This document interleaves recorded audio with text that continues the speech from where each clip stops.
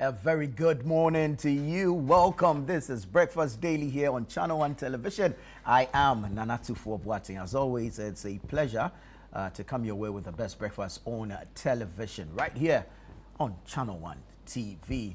Remember that the show is always interactive, and so we like to hear from you. We want you to send us your thoughts, your comments, and contributions, your suggestions to how collectively and holistically we can make this country a better place for all of us to reside in. Now that visa restrictions, visa bans are in the air, perhaps we should be thinking about homegrown solutions to make Ghana a better place for us to live in instead of seeking greener pastures elsewhere. But that's just by the way. Welcome to the show. It promises to be exciting, very informative, very entertaining and educative as well. So stay with us from this hour all the way up till the hour of 11, where Jude and Philip Nilate will steer the affairs till the end of the show. All right. Now, you see this phenomenon, this trend, where there's a surge in, if you like, the commuter population, the passenger population, and trotro drivers especially tend to take advantage of same to do their own thing. Ordinarily, you will see it happening during the Christmas period, but this time it looks like it's gone beyond the period. And I'm asking, we keep complaining, politicians are corrupt, government appointees, government officials are corrupt, they are the thieves. You, the trotro driver, who is loading from Accra to Medina, but decides to stop at Tesano and tell them that that is your last stop, and then reload to Medina to collect extra fares, you are a bigger thief. You, the trotro driver, who there is an agreed fare by the GPRTU and the government that we are all subscribing to, but decide that there's passenger traffic or there's an increase in passenger population, so you are going to charge more. Exorbitant, above board. You are a bigger thief. You see, when we talk about Kalabule, this is some of the Kalabule. And I keep saying that we are our own enemies. So we are the ones who keep committing the same atrocities against ourselves, against our own people. Now you are doing this. You are forgetting that your child who went to school has closed and will be boarding a trotro home. When it is done to that your child, will you be happy? You've forgotten that your sister who will move from Kaswa to Mokola to go and sell and go back to Kaswa. So morning commute, evening commute. If it is done to her, would you be happy? Why do we keep doing this to ourselves?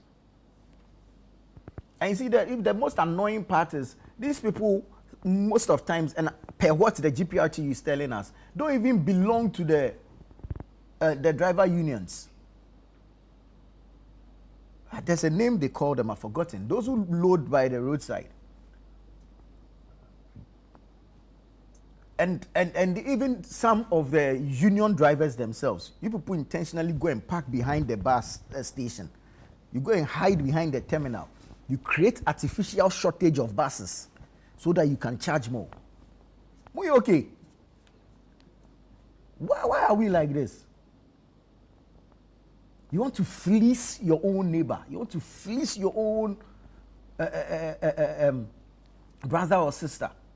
And then you come and complain that Abain should do you what? Fuel prices have come down. Transport fares remain the same.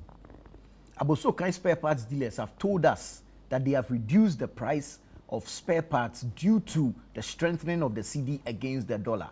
Fare prices, transport fares remain the same.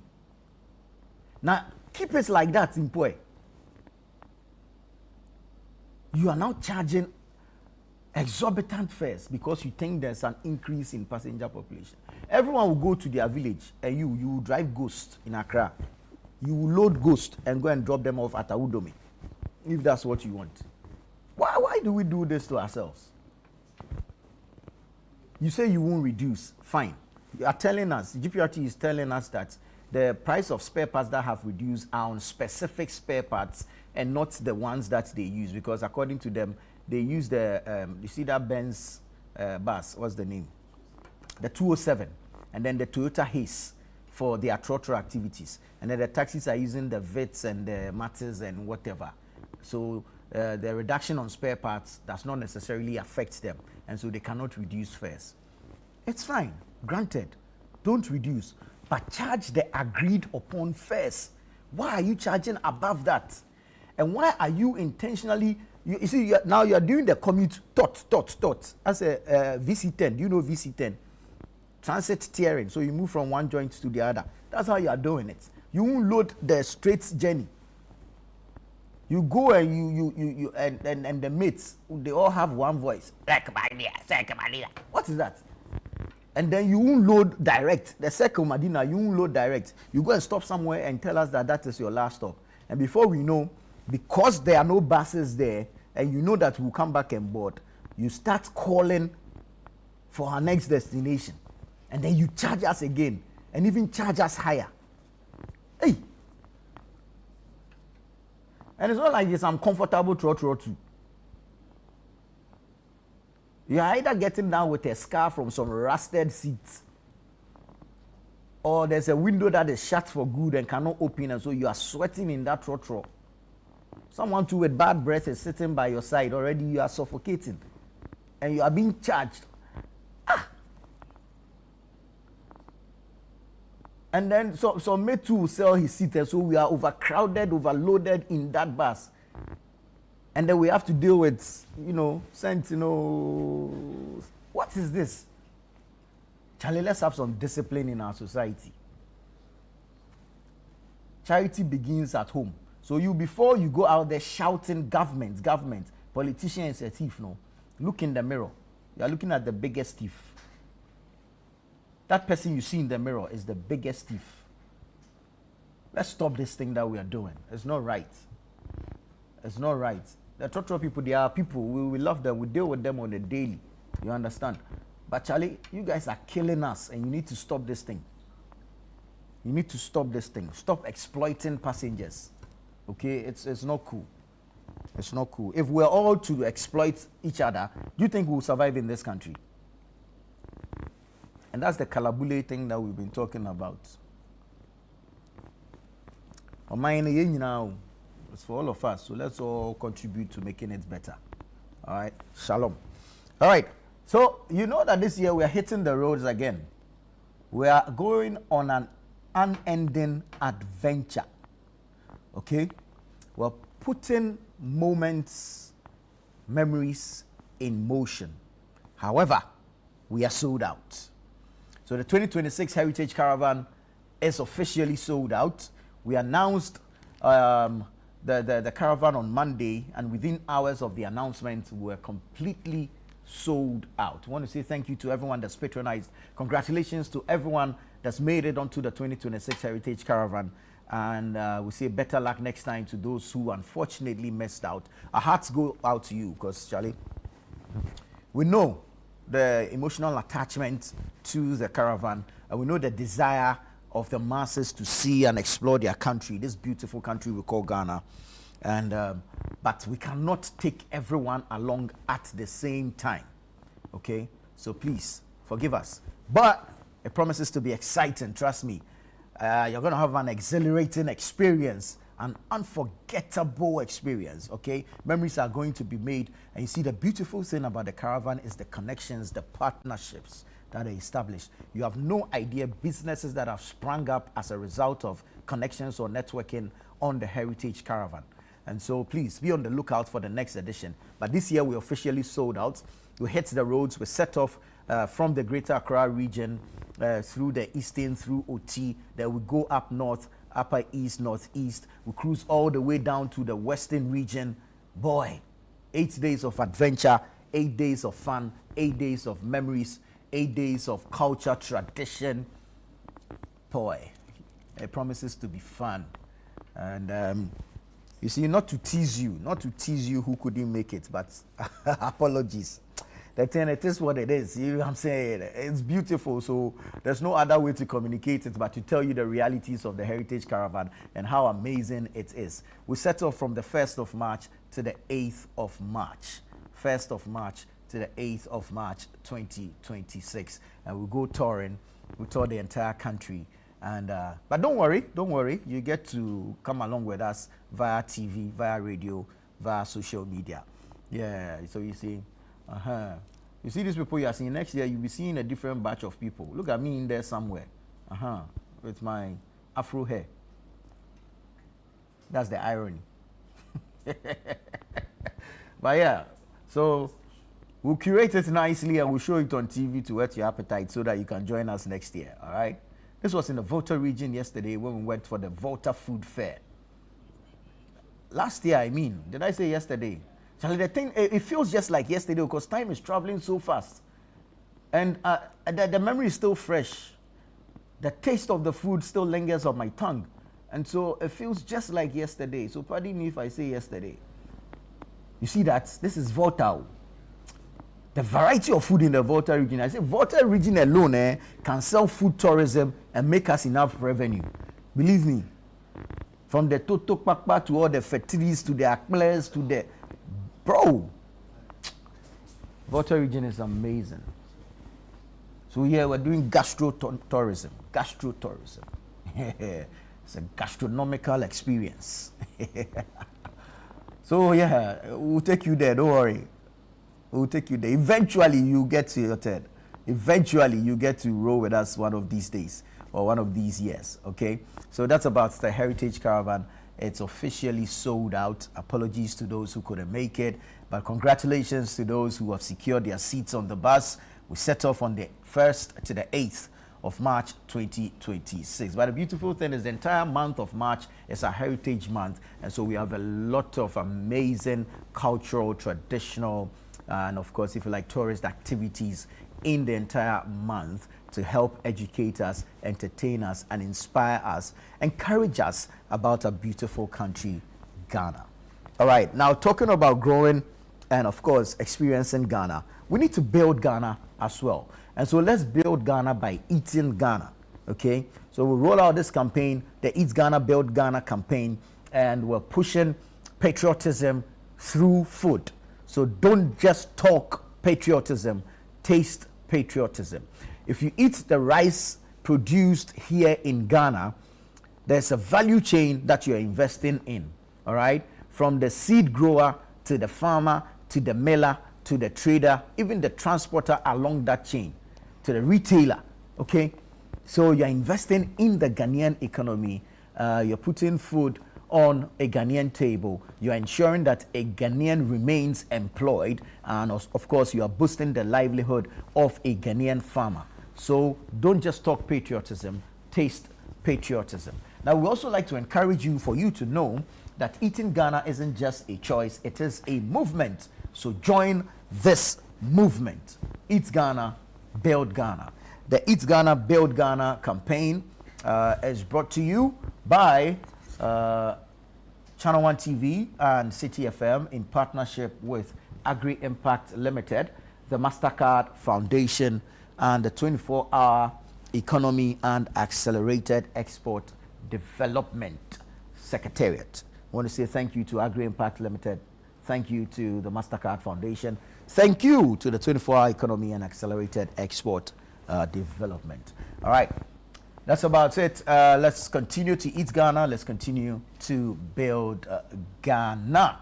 Now, if you're looking for some news on Ghana, you can download the Channel One News app from the Google Play Store, and you get all the information from Ghana. So yeah, that's the Channel One News app on the Google Play Store. Download and install. It is simple to use, quite a user-friendly interface, and you have no challenges surfing the Channel One News app. But let's get into the newspapers for today. Let's start off with the Ghanaian Times. And of course, the concern I was raising earlier is also being raised by the Ghanaian Times here on the front page. And it says, trotro drivers exploit passengers, make tot trips to make more money. So they make it short, and then they collect more money. They think they are the wisest people in this country. But we'll show them. Don't worry.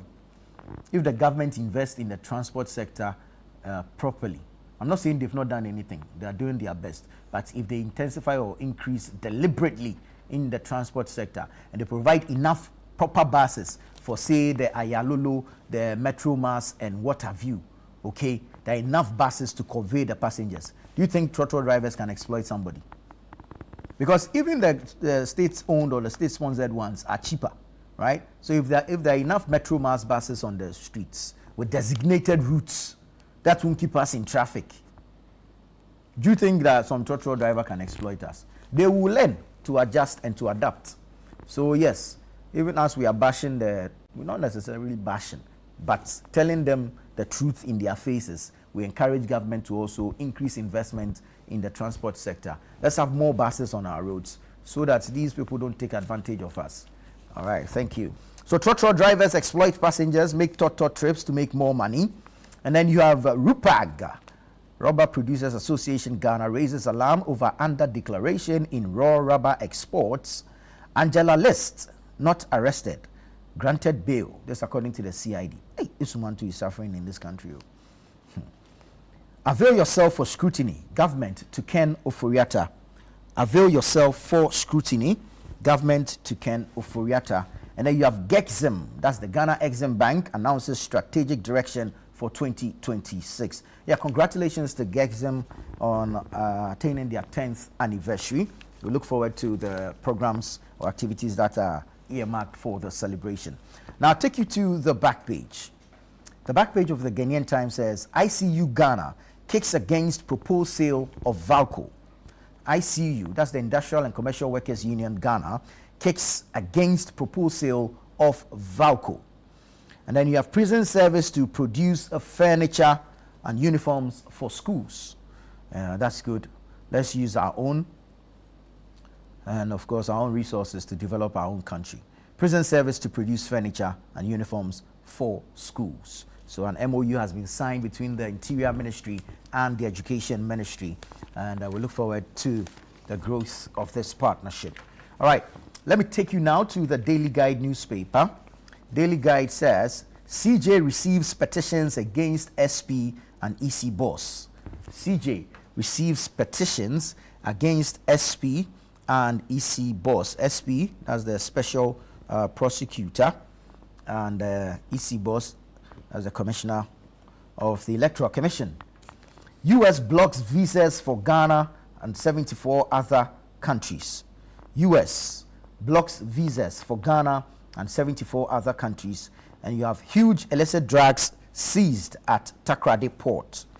Huge illicit drugs seized at Takoradi Port. So that's the Daily Guide newspaper. Next, we'll go into the New Republic. The New Republic. GIADEC. That's the Ghana Integrated Aluminium Development Corporation. Seals $60 million deal to mine bauxite in key forest region. Critics warn of debt and environmental risk. GIADEC seals $60 million deal to mine bauxite in key forest regions. Critics warn of debt and environmental risk. GEXIM Bank pledges reset at 10. VIP hails young people as greatest asset. DVLA boss fights back as scandal over contract inherited from NPP explodes. Unions move to stop ECG and NETCO privatization. Mad rush for non-interest banking license. So that's the New Republic. Let's jump quickly to the Insight. The Insight says Cuba salutes President Mahama over bold stand on Venezuela. Cuba salutes President Mahama over bold stand on Venezuela. NDK and bond depositors seek government relief. VIP seeks corporate backing in government sanitary pad drive. U.S. military takeover of Greenland would be end of NATO, says European Commissioner. Move beyond success to significance. Reverend Sam Adeyemi tells leaders at JLC 2025. And then you have Nketia family dismisses petition against Okwapehema. Nketia family dismisses petition against Okwapehema. So that's the Insight newspaper. Let's go online quickly. Channel 1 News Online. Professor Entry-Danso is speaking here, and he says Mahama must lead Africa's resistance to geopolitical manipulation. Mahama must lead Africa's resistance to geopolitical manipulation. GPRTU, Ghana Private Road Transport Union, says vehicles overcharging passengers not our members. Okay. NLC summons Judicial Service and Finance Ministry over JUSAG strike. Tricycle riders appeal for reduction in licensing fees. 2025-2026 fees. GTEC gives UG January 22 deadline to comply. GIS begins deportation of foreigners convicted over QNet scam. GIS begins deportation of foreigners convicted over QNet scam. A Akonta mining operations manager granted 10 million CD bail.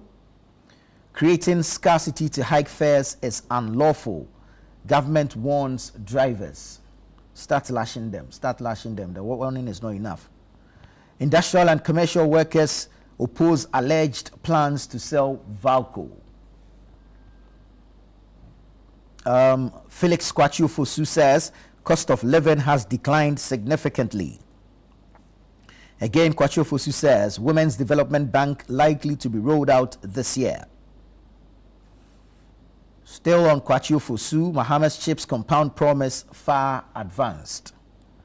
And we have government to engage security agencies over rising assaults on journalists. So all these are from that public engagement by the Minister of State in charge of government communications at the Government Accountability Series yesterday.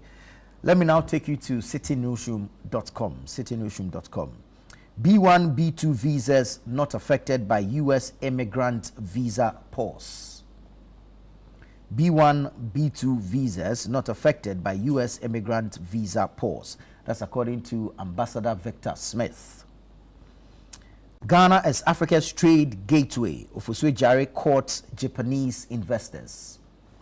Ghana as Africa's trade gateway. Ofosu Jare courts Japanese investors. Beyond the 3.8% October growth, what risk or opportunities remain? And that's by Emmanuel Opon of the City Business Desk. Current geopolitical dynamics could trigger world war.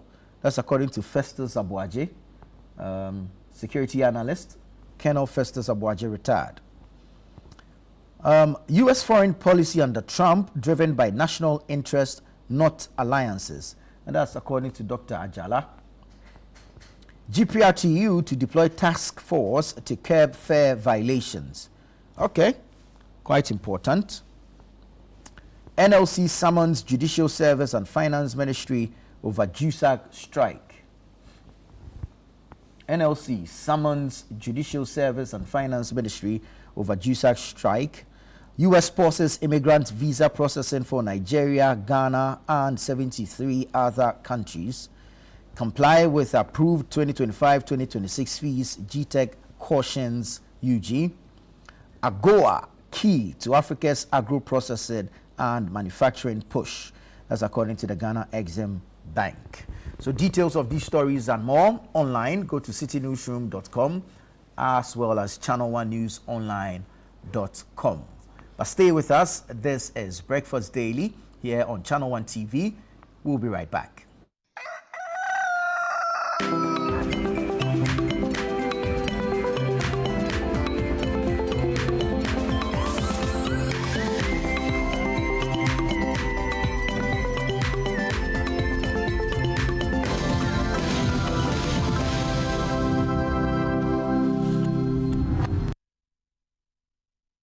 In a world filled with challenges, we all need guidance, hope, and a lifeline to anchor us. This is Lifeline, and I'm your host, Fred Crunchy Mensah. From social issues, relationship challenges, and family matters, Lifeline is here to inspire, uplift, and guide you on your journey. Where we give you support, where we hold your hand through the valley and through the thick and thins of life. Join Bishop Fred Crunchy Mensah. I welcome you especially to Lifeline. Every Tuesday and Thursday at 10 p.m. right here on Channel 1 TV. Let's walk this path together, strengthen our faith, our families, and our lives. Lifeline, because every soul deserves a guiding light. Tune in to Lifeline on Channel 1 TV and let's grow together.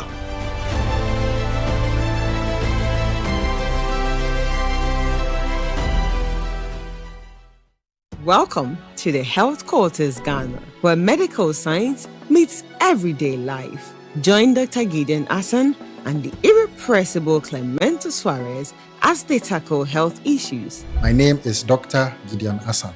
I have with me here my co-host, Clemento Suarez. I knew how it felt anytime I started to feel the pain. Whether it is hernia, breast cancer, cataract, or infertility, the show brings together victims to share their real life stories and experts to debunk myths. If you wear cotton supporter, and there be a pampers and a benwa or bosom.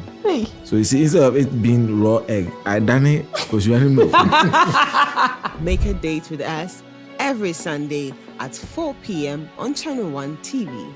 Don't forget to subscribe on YouTube and all social media platforms at Health Quarters Ghana.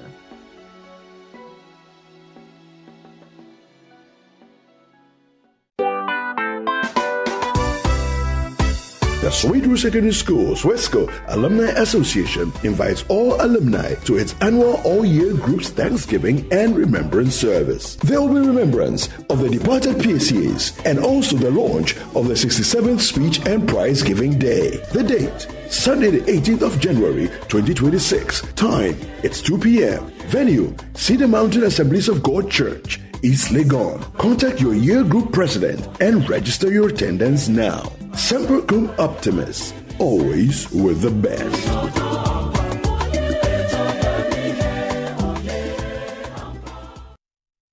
It's time to promote volunteerism, active citizenship, and patriotism in Ghanaian society. Where we shine the spotlight on the unsung heroes among us.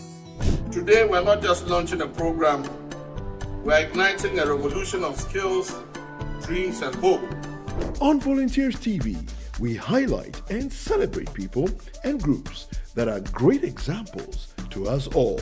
Every single region in Ghana, we're doing something. Good. So no one's being left behind. Over 800 kids that come to school, so having an extra classroom, extra resources will be really, really beneficial. If you're a volunteer, you're actually serving because you are giving up your time and resources for nothing in return. Volunteers TV, Sunday at 6:30 p.m. only on Channel 1 TV. In a nation full of questions, where truth often hides behind noise, one show dares to ask what truly matters face to face. With fearless clarity and a quest for accountability, host Umaru Sanda Amadou sits down with the movers and shakers of politics, governance, society, and business, confronting the issues that define our national conversation. Yes, I am Umaru Sanda Amadou. This is Face to Face, and you're welcome. I say very often on the floor of Parliament that when we were in government, we got some things right, we got some things wrong. Are you still planning to go to Parliament, or you want to look at National Party office position? No, I'll be going back to Parliament. There's an unfinished business which I need to do. Sports has three legs: development, management, and promotion. Disintegration is extreme. We do not wish that even on your worst enemy. Every Tuesday at 9 p.m., join Umaru Sanda Amadou on Face to Face as he digs deeper, challenges power, and reveals the stories shaping Ghana's future. Only on Channel 1 TV. Abstain. Why abstain? I have been seeing through your shenanigans all night. I thought I told you that I didn't want to see that girl in this house again. A mixed bag of emotions and incidents, Ghanaian family and intergenerational drama. Some not so good. That boy, that womanizer. You are old enough. I would like you to man up. In other cases, not so bad. So does he see in her that he's not seeing in me? Look at me. Eugene and Anekia made their choice. You won't believe what Pam and Anekia have done to me. Watch out for So, a brand new series from GH Media Productions. So, Thursday at 7:30 p.m. only on Channel 1 TV.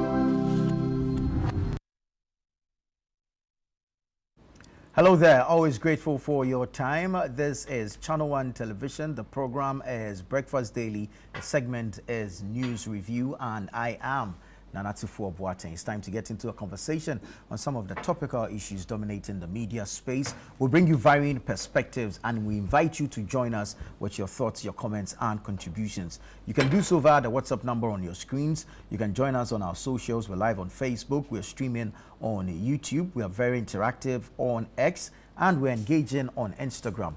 You can also enjoy some exclusive video content from Channel One TV on TikTok. We're going to go into the conversations right away. We're going to start from a social perspective where, you know, some trotro drivers, if you like, are creating artificial shortage to fleece Ghanaians to take advantage of the surge in passenger population. And of course, what actions are being taken, what concerns have been raised alike. I'm going to say good morning to Elvis Dako. He's the editor of the News Center newspaper and newscenter.com. Elvis, good morning. It's good to have you. Then we have the Honorable Ebenezer in Debila. He's the Member of Parliament for Zebila. Honorable, good morning. It's good to have you. Good to see you. Good to see you. All right, so we're going straight into it. This, it looks like a situation that has been created by the trotro drivers. The GPRTU seems to want to disassociate itself from it, alleging that those who are, if you like, violating the agreed upon transport fares are not members of the union. So how do we go about it to ensure some sanity, especially regarding the agreed upon fares, in order to curb this matter? Elvis, I'll start off with you. I have said that there are two groups of people that can bring you to power in Ghana, and they can send you to opposition. Who are these two people?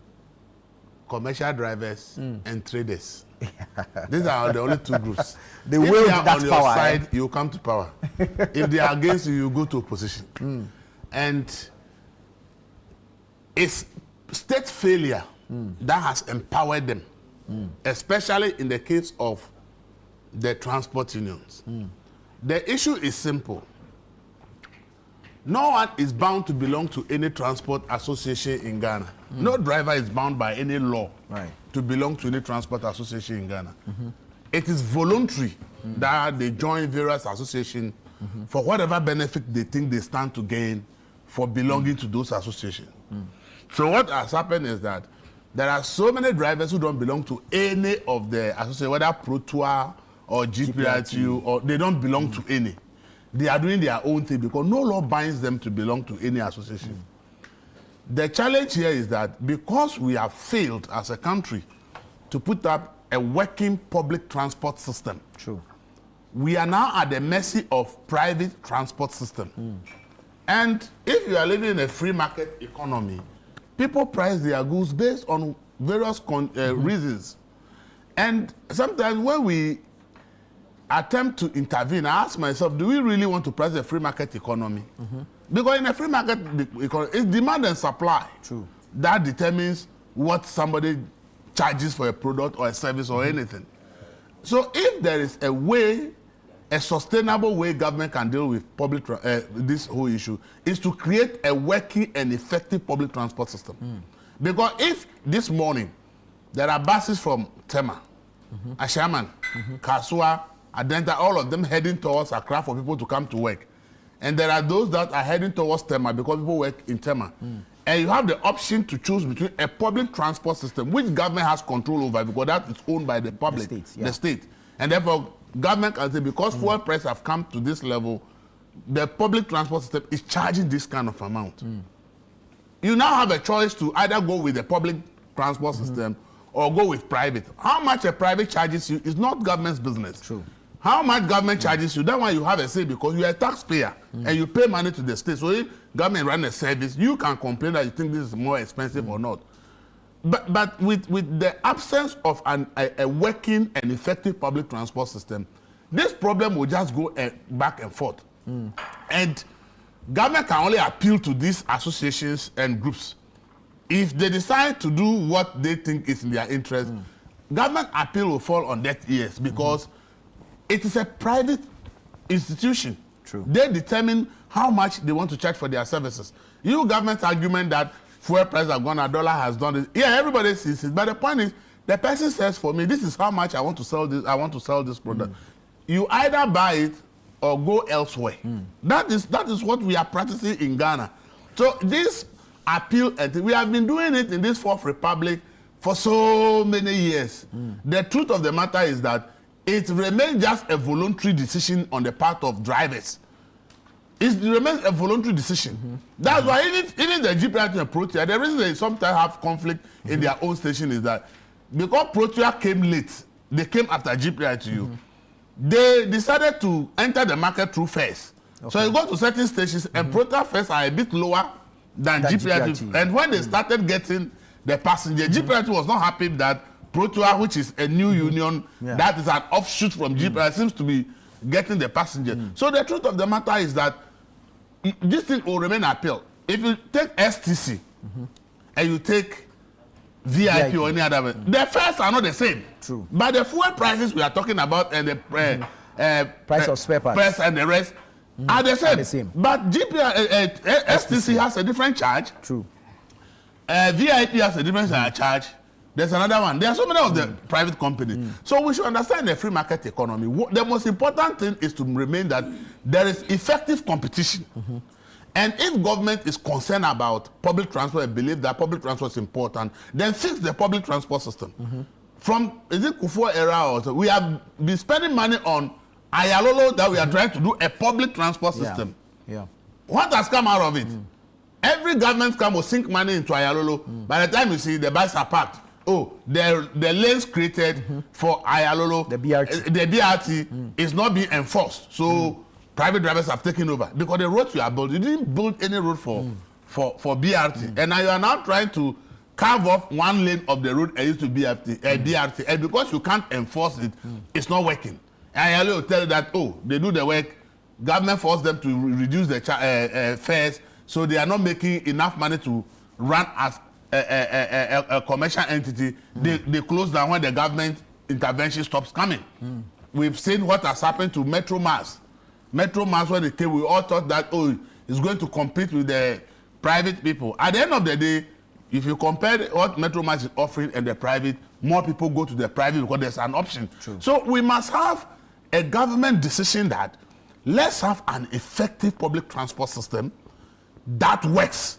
Then the Ghanaian has the option of A is charging, as I said, STC is charging this, VIP charges this. You choose between STC and VIP, the one you want. If government creates an effective public transport, it works. A lot of all these things we are complaining about, our government is struggling to fix, will not exist. Because if I go to the station, assuming I'm coming from Adenta to Accra to come and work, and the buses brought in before the NPP left, the electric one, is at the station, and probably that is charging from that place to Accra 5 cedi. And the private people say from Adenta to Accra is 10 cedis. As a consumer, I look at my pocket and say, between 5 and 10 cedis, which one do I take? But when you get to the station and you don't have the government option, it is what the private person is charging that you pay. And if you don't pay, you won't go. So for me, the most important thing is that let's look at it. Look, when COVID came and countries are looking for how to get reprieve for their citizens, Germany, for instance, all they did was that the government just decided that they were going to reduce the fares for public transport, the ram, the trail, and the buses. They just reduce it and says, if you decide to do something else, means that you can afford. But if you want to have that relief from government, go for here, and this is the reduction. And everybody that wants to benefited from it. So we cannot continue always be pretend that we don't know the problem. The problem is not the private drivers. The problem is not whether they are unionized or not unionized. The problem is that we don't have an effective public transport system that the Ghanaian can rely on and say, I am better off with public transport rather than going for private transport. We have done all that we can, spend so money trying to revive just Accra Tema Rail to ferry passengers. Up to today, ask what's the state of the service. Just rail Accra Tema, not the state of the service. So we cannot continue to pretend and then the drivers are the ones that are shortening people. The drivers are doing their work as private business people. Right. Okay. Right. Tomorrow, government will come and say, Channel One, people are complaining that your advert rate is too much.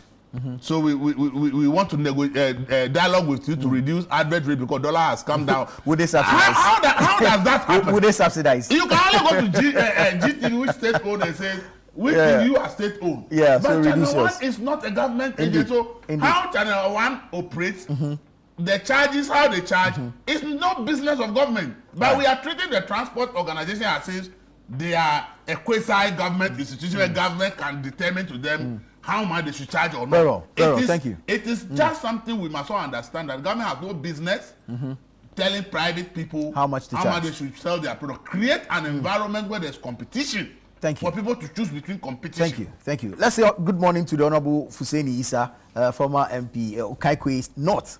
I always want to give you South. Okaikwe North, former Member of Parliament, Okaikwe North. Honorable, good morning. It's good to have you. Good morning, and good to see you again, and good morning to your viewers. Looking and sharp good morning as to my fellow panelists, especially MP for Zibla. Yeah. Zibla is a very, the thought of the former PSC. In Debugri. Debugri is quite a stalwart, so Zibla just brings a lot of memories. Debugri was quite a... Right, let's hear from Honorable Indebila, and then I'll come to you. Honorable, this issue that we're facing, system failure or individual greed, what do you think?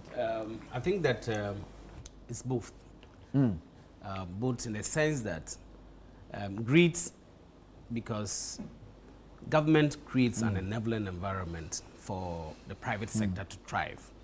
Unfortunately, in the case of the transport system, when prices of fuel is coming down, and you still have private, and then the unions ask them to reduce prices, then you still have the private operators still increasing their fares. So on that score, you would say that it is greed, and it is not only even in the private sector, in the transport sector. If you look at most of the sectors, if you go to to Makola market today, you would see that most of the imported goods, as the dollar is coming down, prices of goods are still high because people are not ready to reduce their prices to correspond with the reduction in the exchange rate. And so for that reason, I will say that, yes, there's some kind of greed in our system that even the villages where, some prices of like some foodstuff are supposed to be very low, people still price them high because they think that, okay, I go to the market to buy other stuff and prices are high. So why would I come to reduce my prices or the price of my goods? So that is what I think that it's our system. We do not, imbibe that kind of, integrity to the extent that when things are going low, let's also reduce prices to reflect the reality on the ground. But the system, yes, I agree perfectly with my brother for government failure in fixing our transport system. Over the years, successive governments have not been that effective in fixing our public transport system. You travel out the country and what you see is a different thing altogether as compared to our system here. If our rail system is fixed, and like he said, from Tema coming to Accra, you have a very robust rail system. From within Accra, from here to Tema, Adenta and the rest, everything is neat. I don't think private transport owners will mess up the system because they will have to be competitive. They have to reduce their prices to be competitive with the public transport system. But because that is not done, we have the private sector or the private operators taking advantage of the system and trying to hike their prices to make abnormal profit. And it is perfectly so. Most of these things are driven by certain factors. Price of goods are determined by supply and demand. And so for the fact that there are more people on the road on daily basis looking for transport to go to work, to go to various areas, it is only proper that as a rational human being who always look for the best, who will look for higher profits, will begin to increase fares in order to make more gains. But I think that if the system is fixed, that we have an effective and robust public transport system, all these things will reduce because people will want to also work in order to stay afloat within the system so that they don't go out of business. And so I believe that it is both our attitude, and then again also the system is not properly fixed. So I think that it is about time government looks at it. We should not be putting so much blame on rational human beings who take rational decisions, but we should be looking at what do we do in order that they will begin to work according to the rules. Because if you begin to fix the system, they will be compelled to work within this to work within the system. But if we don't do that and we allow them as rational human beings, they will want to do things that will give them more benefits. What do you make of this strategy that they have employed? Instead of loading from from a station to a final destination, they load in tots. It's like they load from, say, Accra, that they are going to Medina, but when they get to 37, they drop you. And then they load again from 37 to Medina so that they can get some extra money on that. I mean, and this is outside of the agreed routes and fares being charged. Which agreed? Yes. Because the fares are placed on one point to the other. But the person I'm going from Accra to 37 and you join. The person loads from Accra to Medina. Yes. But when they get to 37, they will tell you that this is their last stop. No. And they drop you off there. No, it doesn't work. It doesn't work that way. That's what they do. They're loading in tots. No, what I see. They don't tell they are going to, but they will tell you they are going to 37. Yes. And when they get to 7, you are like, and they shout that they are going to Medina. Yes. And then you join again and you pay. They don't tell them, they say Medina, so they will charge you only Medina fare. Yeah. That's the strategy they use. So what I have noticed about that is that, at the stations, there are many of them, and they have to be in a queue, to load in tents. And so what most of them do is that instead of joining a very long, winding queue, then I'd rather be doing tot. I'll be taken from one bus stop to the other. So at least by the time I get to my destination, I'll have made some good money. That is what I see. I don't see them as, that's where the exploitation is. Of course. But like you are saying, they are rational human beings. They think that to go and waste about 1 hour, 2 hours loading, may not be helpful to them. So why not do the tot system so that I can get more customers or more clients to join me? I think all that boils down to regulation. If as a state we think that we need to regulate these operators, then we have to do something about it. I think the Transport Ministry has to liaise up with the various unions to see how best there can be some legislation on these things, so that at least there will be. Can we legislate an open market, a free market? Fine, but if we are not regulating, then there should be their unions should be very effective. They should be able to buy it.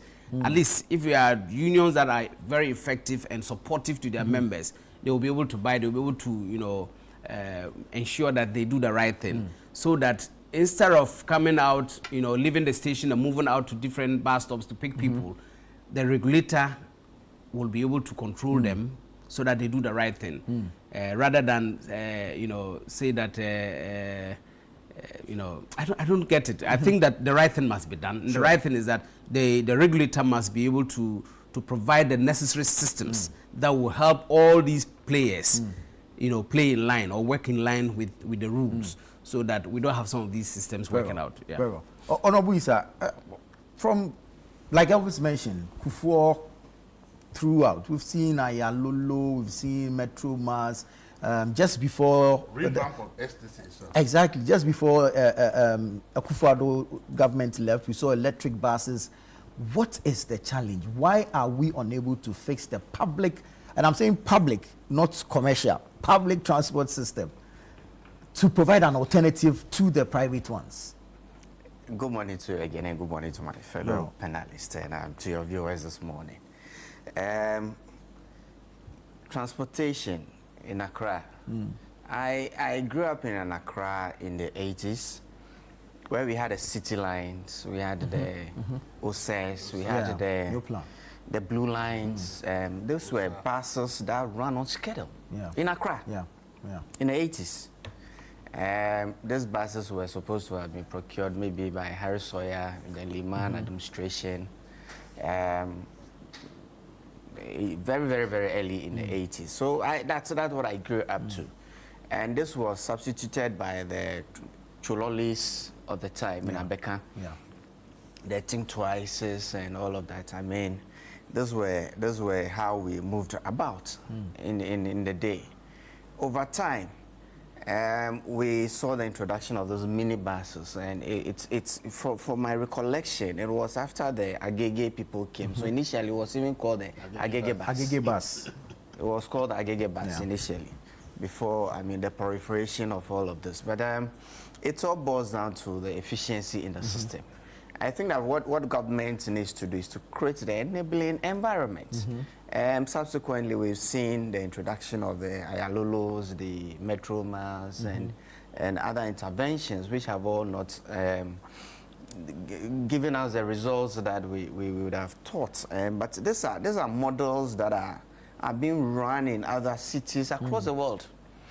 I mean, if you go to London, there are stagecoaches and all of that, but these are run by different companies, and they are managed by the local government authorities, not central government. Not central government. Such that the local government authorities on that route will have a way to have the bus run, have the ticketing system, find a way to share revenues that's acceptable to all the parties or stakeholders involved. And I think that we try to model Ayalolo on that level. System, yeah. Unfortunately, the creation of the bus routes and all of that, I mean, still when you drive along Abeka Junction, you see the attempt to create the priority routes and all of that didn't come to fruition. But there is a situation that we need to tackle. Hitherto, when we have spoken or had some challenges with transportation within Accra, it's been fares.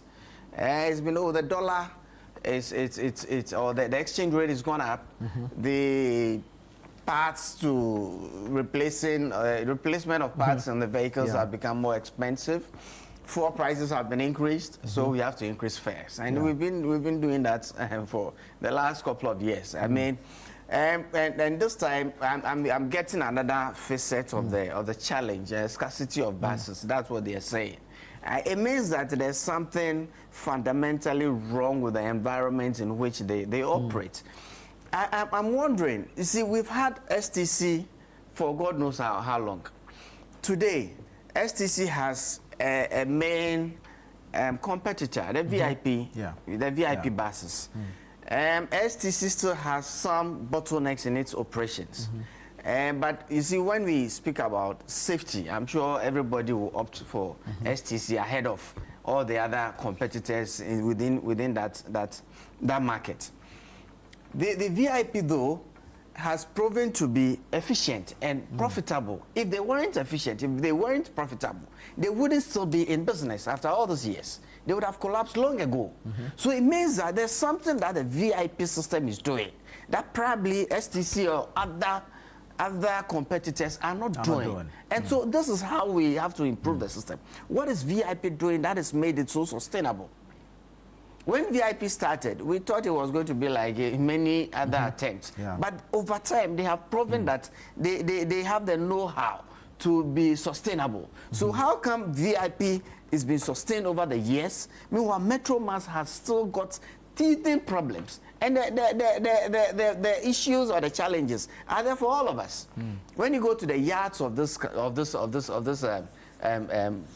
public transportation companies, see the buses that are parked there. Sometimes the flimsy or the very small faults, and I mean somebody's just finding a reason why they shouldn't run, finding a reason why they should get rid of that bus to somebody's advantage, and all of that. I mean, what I think we should do going forward is that government itself should sit back, create the enabling environment, and allow private participation. I believe that for a model that we tried like Ayalolo, if we have allowed private participation such that the buses or private individuals could have an opportunity to own buses that will run on the routes or be part of the system, it will bring some efficiency. Because look, we are rational beings. We run businesses or undertake ventures for profit. True. And so there is no other motivation for a private individual to own a vehicle either than to make profit. I'm thinking that in this era, when we are being told that, oh, the exchange rate is now much better, now when you go to the banks, it's 10 point something, Abuchi is selling it at 12 cedis, and when you go to the pumps, fuel prices have reduced, and oil is about 10.99 per. I was thinking that it will bring some efficiency and fares, I mean, a reduction in fares will come down. So for us to even be having more teething problems, where people are showing that there is some challenge within the system, else challenges like this will not be rearing their head at this time. When you'll be thinking that because of the conditions that we have had to deal with in the past are getting better, local or urban transportation will get better. It's getting worse. It's getting worse, and this thing. It didn't start from yesterday. True. It's been something that has been in operation. Whenever the transport operators realize that there is some pressure, they resort to that, and they are rational beings. I mean, they want to make more profit at every given opportunity. And so this, until we are able to resolve the teething problems within the system, we'll be faced every now and again. Look, GPRT, we are talking about GPRT started maybe in the early 80s as one of the paramilitary arms of the government, right?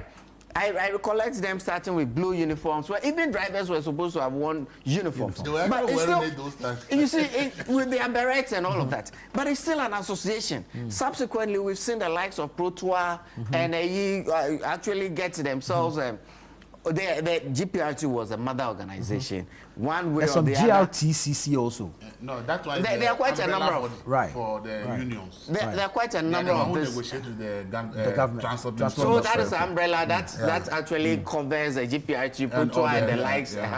You see, but the GPRT was a mother one, and all the other ones it was a spin-off from the GPRT. I think that it is not a case of government going to sit with GPRT. I think we need to create an enabling environment. I think we need to sit down and have a real look at urban transportation and have a system where private participation is actually rationalized. Because look, people are rational beings. If the private people are allowed to run a model like we have in London or other big cities in the world, it solves our problem. But you see, then again, it's not also a very easy thing to do. Whilst I will say London has, when you go to New York, you don't see or the whole of America, you don't see an effective public transport system like that because their notion is on car ownership. Is that the route we want to go? If that's a route, then we have to probably look at our infrastructure again and make traveling around more efficient. Look, 20 or 30 years ago, within London, there were places that you could drive off and not, but in the last maybe 2 decades, they started charging fees as to if you drive your private car within certain the middle bit of London, you are charged what they call emissions levy. Not emissions levy, Recently but they brought emissions levy. Emissions levy might be, but that's to fight climate change. Congestion. But there's something. There's some charge like that. So these are all things that it's a holistic thing that we have. But if we keep doing this, let's go meet these people, I don't know how we are going to solve the problem of scarcity of buses. Be thinking that today you say the scarcity is artificially created. Artificially created. I mean, how could it be artificial? Because if GPRT sits down and decides that, look, we are going to create or artificially create shortages. I mean, if it's a profitable sector, you see other people will go and invest because now we are made to believe that duties have come down because of the exchange rates. Exactly. And we are made to believe that fuel prices have come down. We are made to believe that prices of parts. A couple of days ago, the Minister for Trade went to Abosukai, urging the people to reduce their prices. I mean, it's rational. And we keep saying something, right? Look, GPRT say that people are doing targeted reduction. And so the reduction, they are reducing on parts that they GPRT do not use. Oh, okay. Because the GPRT is using the 205. Yeah, 207. 207 and the Toyota Hiace. But the spare parts of those buses have not been reduced. Exactly. For private cars. No, the people are also smart. They are being smart. People are rational. You think that people are rational and they will take advantage of to improve their profitability. It's You calabulated. see, when you say attitude, even attitude can be resolved by rationality. True. By rationality. Those electric buses that were we tried in the dying embers of our government. I mean, if it's promoted, I think that will go a long way. Within this year, one thing that I've realized within the auto market is electric cars from China being marketed at a very aggressively. I mean, it's something that I admire. I wish I could afford one, so I could, but unfortunately not. Oh, but Charlie, you know how things go. Opposition woes. You see, let's look at, and I keep saying that, look, for us as a nation to make progress, we should target policies at the masses. Right. At the masses. Right. Last week we were talking about the achievement or the performance of government. I said, look, let's look at how everything that we do impacts on standard of living, on employment, on bridging the gap between the rich and the poor. That is what a government does.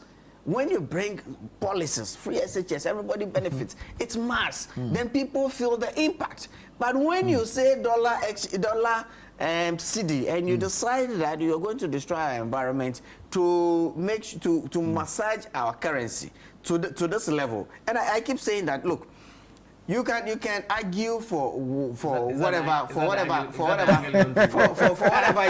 want, right? But this CD dollar, it is good. Yeah, it is good. Don't get me wrong, it is good. But let's look at the baskets. It's not everyone who's excited, though. The exporters are not happy. Of course, there's another arm of it. Cocoa board today. Yeah. It's affecting revenue. Seriously. It's affecting revenue. Even GRA. So perhaps stability instead of... It is stability. It is not where the exchange rate is. It is stability. And Professor Boano did mention that when you did the... You had William Bob-Watson. Bob Watson, formerly of the University of Ghana. He did mention that it is not where the exchange rate is, whether it is 1 cedi to 20 cedis to $1. No, it's stability to allow people plan effectively. That is what, because look, the people in Abosoka, they are thinking that, look, I've bought this thing when the rate is this way, but I need to replenish my stock and make a margin on it to sustain my business. So he is projecting the exchange rate going down, maybe 6 months as it turns around his stock.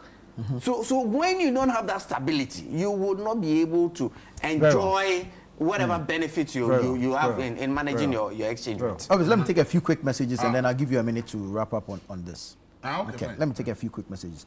This one says, Applaud to Accra before the Christmas was 150 cedis. In the Christmas, it was 200 cedis. Now they are charging 300 cedis by the small cars. This one says, in Ghana, there's a mindset that some individuals will exploit any situation for personal gain. Despite government efforts to improve transport systems, private transport operators often find ways to maximize profits, sometimes at the expense of commuters. In Accra, private and trotro owners seem to deliberately create situations to extract money from passengers. State transport must try as much as possible to be the major player in our transport system. Amino from Ensawam sent that. This one here says, if GPRTU claims that the vehicles charging discriminatory fares are not part of them, then no commercial vehicle should be allowed to operate outside a recognized union, because only through union accountability can we protect passengers from discriminatory fares and ensure fairness in the transport system. The people are private. How do you... There's no law that binds anybody to do exactly.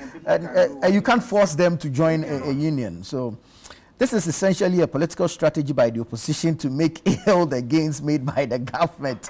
How can fuel prices be historically low and businessmen don't want ordinary Ghanaians to feel the impact? Ahmed from Nima says, good morning, Nana. It is unfortunate when the spokesperson on government communication says cost of living has declined. Who told him so? When Ghanaians pay more for electricity, water, transport, and education, etc., he should come again. All right, keep your messages coming in. Elvis, final thoughts. I'll come to you, Honorable. I think it's in about a minute, so we can move on. Let's be clear in our mind. If you ask me, my advice to the government will be simple. STC has the track record of safety, but the financial sustainability has been a problem for STC. VIP and I think there are 2 other bus companies. OA, VVIP. They are proving financial sustainability, but they have safety records. Why don't government look at this and say, look, let's put STC as a government institution, as a joint venture with these private bus companies, okay? So that the safety that STC boasts of benefits the bus companies. Exactly. But the bus company now bring out the expertise of financial turnaround. Because STC is virtually doing what the VIP and the OA are doing now. STC actually, buses owned by the state have all broken down. So if you see many of the STC buses on the road, it is private people who have bought it and have given to STC to run on their behalf, and they brand it as STC. So a lot of the STC buses you see on the road, they are not government owned. But they learned this from the private people. So the VIP and the OA and the rest, one person started a company called OA or VIP. But most of the buses you see are not belong to the person who started it. They have a system where if you're a private person, you have money, you can buy the bus. You buy it and they add it to their fleet. And then they employ people to work and then they give you your money. So they have a lot of the buses, but individuals own the buses in OA and VIP, as you see.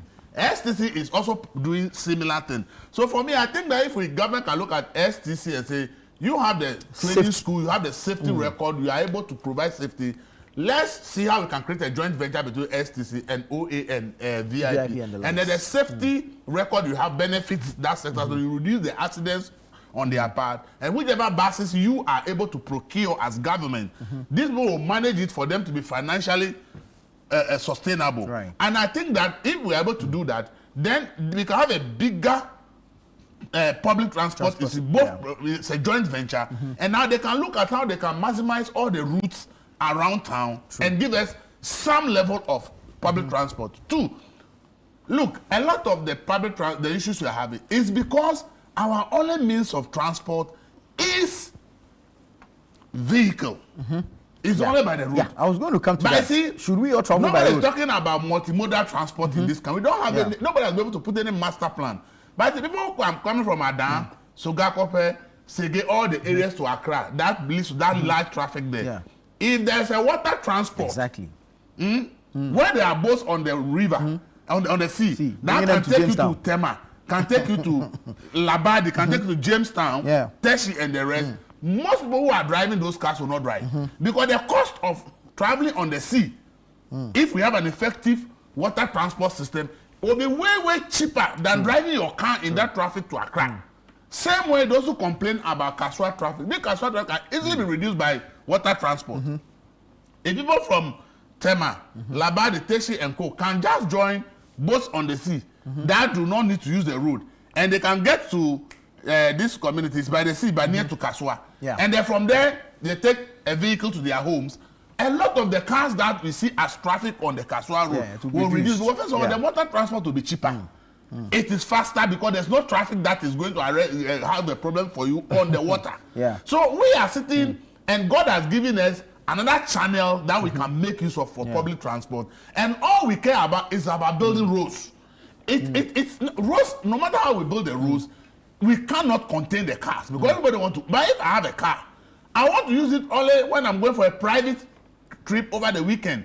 But if there's an effective water transport from Adan again the rest to Accra, same way from Kaswa and Winneba and all the rest to Accra, even Cape Coast to Accra, and I know that it's cheaper, I'll get there on time, do whatever I'm going to do and get back to my house on time. Why will I want to spend money to buy fuel and pay so much just to make the same trip?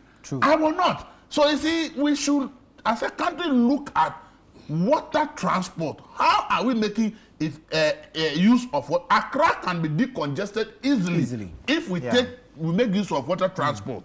Thirdly, I have also realized that we built roads, we leave the median with big space, and then we are even unable to maintain the median. It's full of weeds. Then I ask myself, if you go to there, they have something called tram. It's like train, but run on electric cables. Can't we rather think about making those median of the roads a space for a small train? Oh, no, we speak your interest there. Okay, that would be a small train. Sky train. Okay, and make it a small train route that if you are from Adenta to Accra, the median is just there with street light, and most of the time we can't maintain it. Use the N1 and look at the median. Huge median left. We are not making good use of it. Look at the road to Ablekuma. The median we have left, we are not making any good use of it. Even the motor we are building, I'm not sure that we have any plan for a train to run in between the five lanes.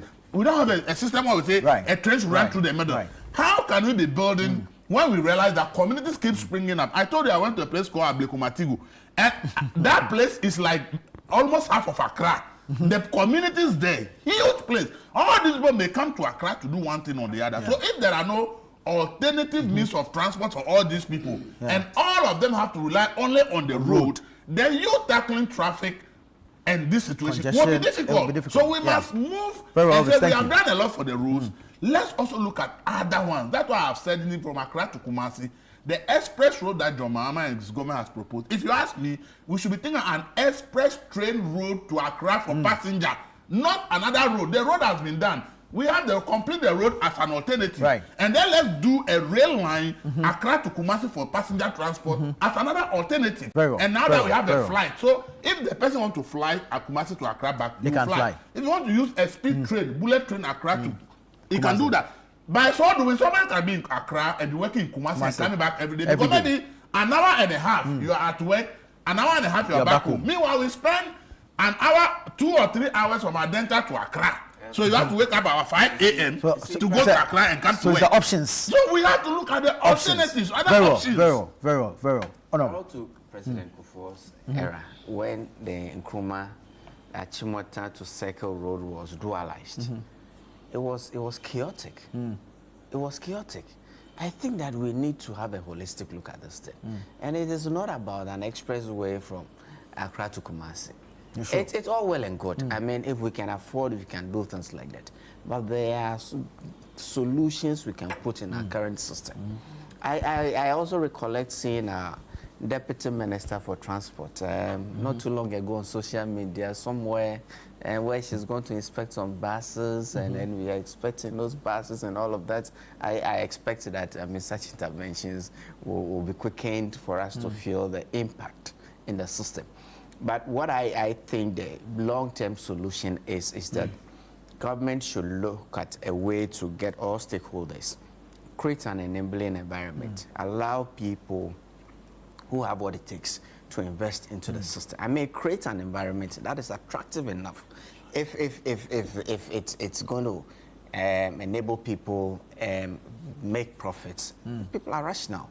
They will put their investments in there. But this whole reliance on those mini buses and all of that, even that, if you go to countries like Kenya and South Africa, the matatas and all of that, they have a way to operate. Let's look at its efficiency. How is it that they are more efficient than what we have here? And the thing is just not new. It won't go away until we create that enabling environment. We'll be faced, and also government officials should be more effective and all of that. You just had to do that. You just had to do that.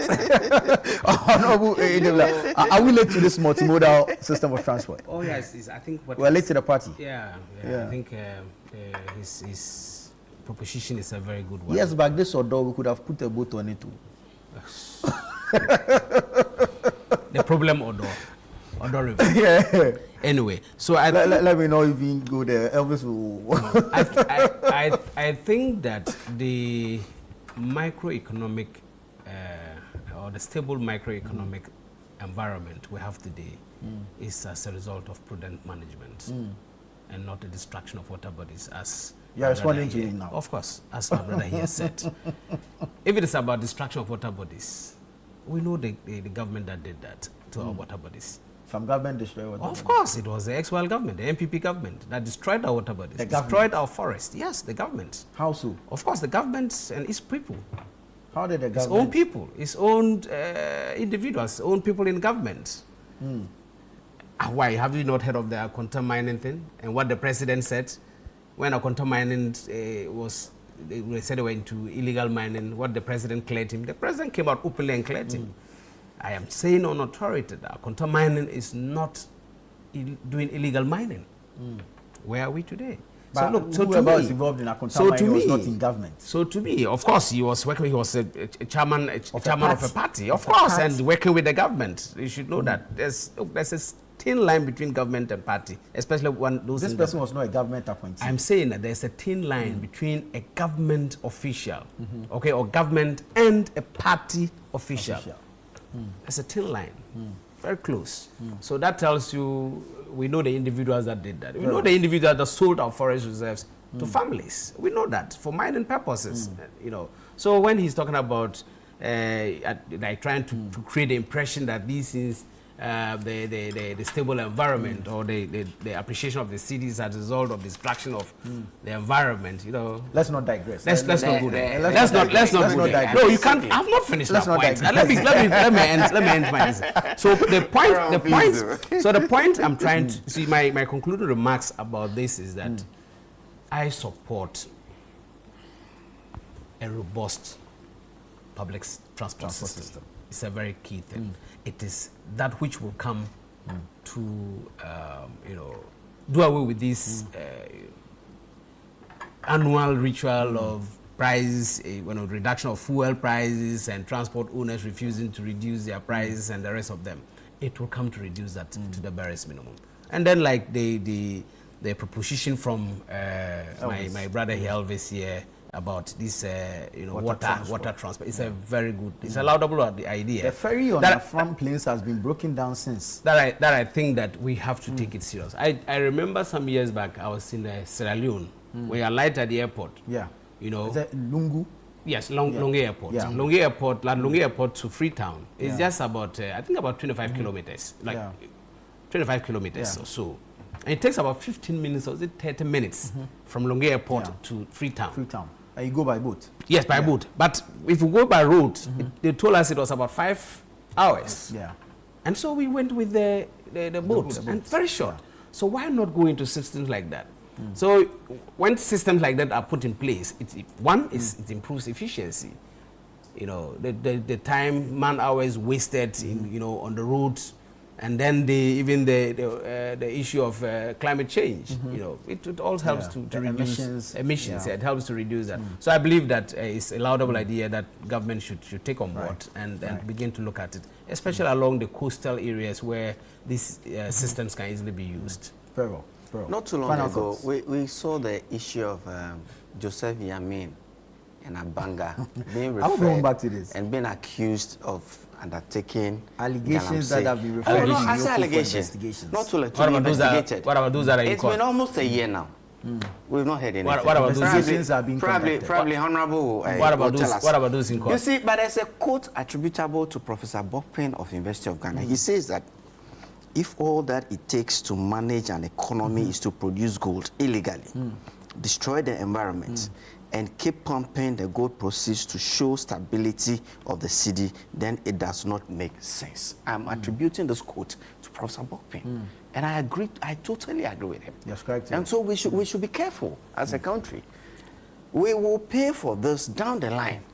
And if anybody thinks that the Galamsey menace is gotten any better, or the government is fighting Galamsey better than we used to do, it's a lie. We will be hit. We will be hit. Now you are telling us gold production is increased by some like 30, 40 tons. Where do you think it's coming from? Where do you think it's coming from? We should be careful as a nation. Very well. Quick message. The government of Ghana has done well by reducing fuel prices and the price of goods. In fact, let us applaud the government for the tremendous work. I am Adam Salam at Tubiga inside Zebila Zakum. Okay, you know the place, eh? Yeah. That's my comment. This one says, a vehicle may be privately owned, but once it is used for public transport, it enters a regulated space. The state has a duty to protect passengers, ensure safety, and prevent exploitation, regardless of who owns the vehicle. Okay, Elvis, this issue of gender identity has reared its head again in our education curriculum. The MP for Assin, is it South? Yes. Raised the issue. Subsequently, a statement from NACA has withdrawn. It's telling us that they've withdrawn that curriculum or that teaching manual. Will this thing ever go away? Because it looks like it goes down and then it rests its head again. No, you see, all that we are doing, we are only delaying it. Yes. We are managing the situation and not solving the it. truth is that those who are in charge of education, but knows that those things Eventually. are there. It's only when public uproar comes. They are doing everything to smuggle it in on the blind side of the public. Yeah. That is what happened when, under the NPP, they say comprehensive sexual education. Yeah. The truth of the matter is that the LGBTQ agenda is a mandate of the United Nations that every country must adopt it. Mandate. Yeah, it's the UN that is pushing this agenda. It's actually the United Nations that is pushing this agenda globally, that every country must adopt it. And so all UN agencies, you can't work there if you are openly opposed to LGBTQ. You will even be sacked. That is what the UN agencies are for. So if you work in any UN agency now, you cannot openly oppose, or even if you oppose, keep it in your head. If it comes out of your mouth, you'll be sacked. Because it is a mandate of the organization. And we as a country are taking all kinds of monies from the UN to support education, support this and that and that. And some of the conditionalities for those monies are that you have to include this in the educational system. The reason being that they realize that when people grow up, they go up and have realized that when people grow up, it's difficult to change their mind. Right. So you can only get people to accept this when you teach them when they are kids. So the agenda is to make sure that these things are included in the educational system to make children believe that gender is not only male and female, that you can choose anything you want. So it's so as long as we continue to collect money from the UN agencies, they will find ways to put this in our educational system one way or the other, because that is the new directive to every country around the world, and make sure that this thing gets into educational system so that the kids are taught to believe that gender is not two, you have multiple genders and you can choose whichever one you want. So see, when the comprehensive sexual education one happened, it was somebody that alerted somebody from the UN systems. I'm very much aware. There was somebody who alerted somebody that, look, this is what is coming, but everybody seems to be asleep. So people must raise this issue. Before some of us woke up and realized that something is being done through the back door. Yeah. This one, I don't know who alerted the Intim Forjo, but it's the same standard, because the plan is to make sure that this thing enters our educational system. So before our children and grandchildren grow up, they have this mindset that gender is not only male and female. Gender is more than male and female. And that is what the United Nations is been set up to do. And that is why this government actually failed us bigly. This NDC government failed us bigly, because last year there was an opportunity by the UN that the body that promotes human rights, and that body is the one that has been promoting this LGBTQ agenda, because it has become a controversial issue at the UN. There was a vote that each country should vote to determine whether the body should be scrapped or the body should remain. And a body that is promoting LGBTQ, and there's an opportunity to vote for scrapping it or maintaining. We voted that the body should be maintained. So in our vote, did we vote or yes, we said if we abstain, why should we abstain? If you know that this body is the one that's promoting LGBTQ around the world, and there's opportunity that decide whether UN should scrap the body or the body should stay, and if we are really serious about we don't want it, why don't we vote against it? We should have voted that the body should be scrapped. So abstaining is actually a vote. It has led the body to remain.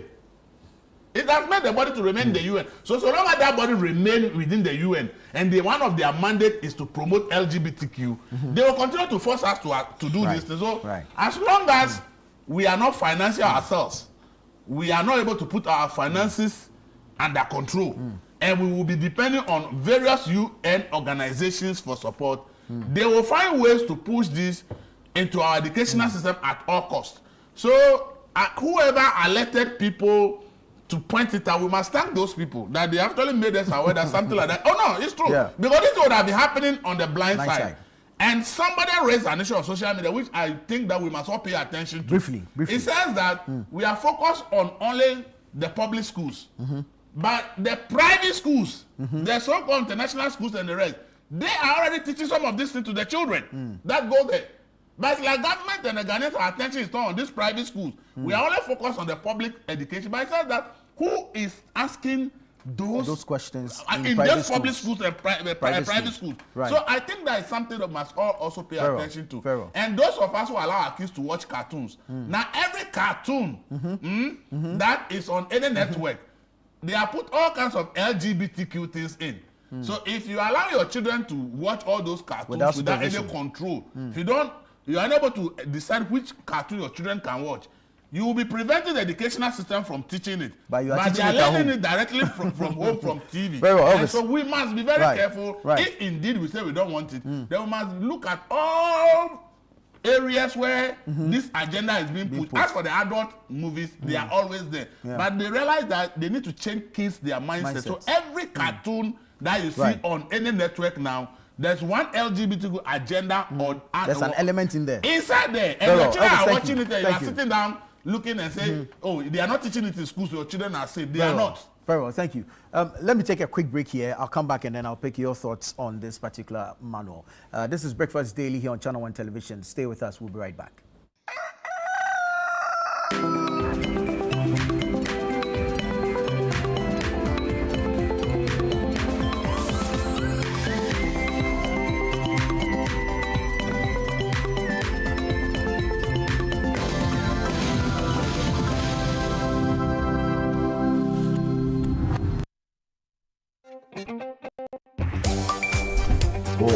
Another payment through Stanbic.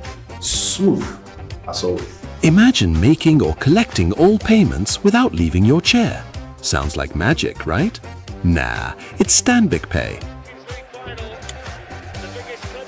Darling, can you please help with the bills, especially at your school fees? From school fees to utilities, the government and statutory payments to investments, insurance payments, Hajj payments, and more.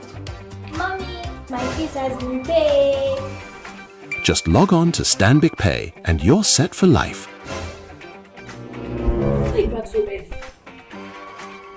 Please tell me everything has been paid. No Stanbic account, no queues, no stress, no last-minute panic. Cherish your time and live happier in safety and convenience. Visit stanbicbank.com.gh or call to get started. Welcome to the Health Quarters Ghana, where medical science meets everyday life. Join Dr. Gideon Assan and the irrepressible Clemento Suarez as they tackle health issues. My name is Dr. Gideon Assan. I have with me here my co-host, Clemento Suarez. I knew how it felt anytime I started to feel the pain. Whether it is hernia, breast cancer, cataract, or infertility, the show brings together victims to share their real-life stories and experts to debunk myths. If you wear cotton supporter, and there be a pampers and a benwa or bosom. So you see, instead of it being raw egg, I done it because you didn't know. Make a date with us every Sunday at 4 p.m. on Channel 1 TV. Don't forget to subscribe on YouTube and all social media platforms at Health Quarters Ghana.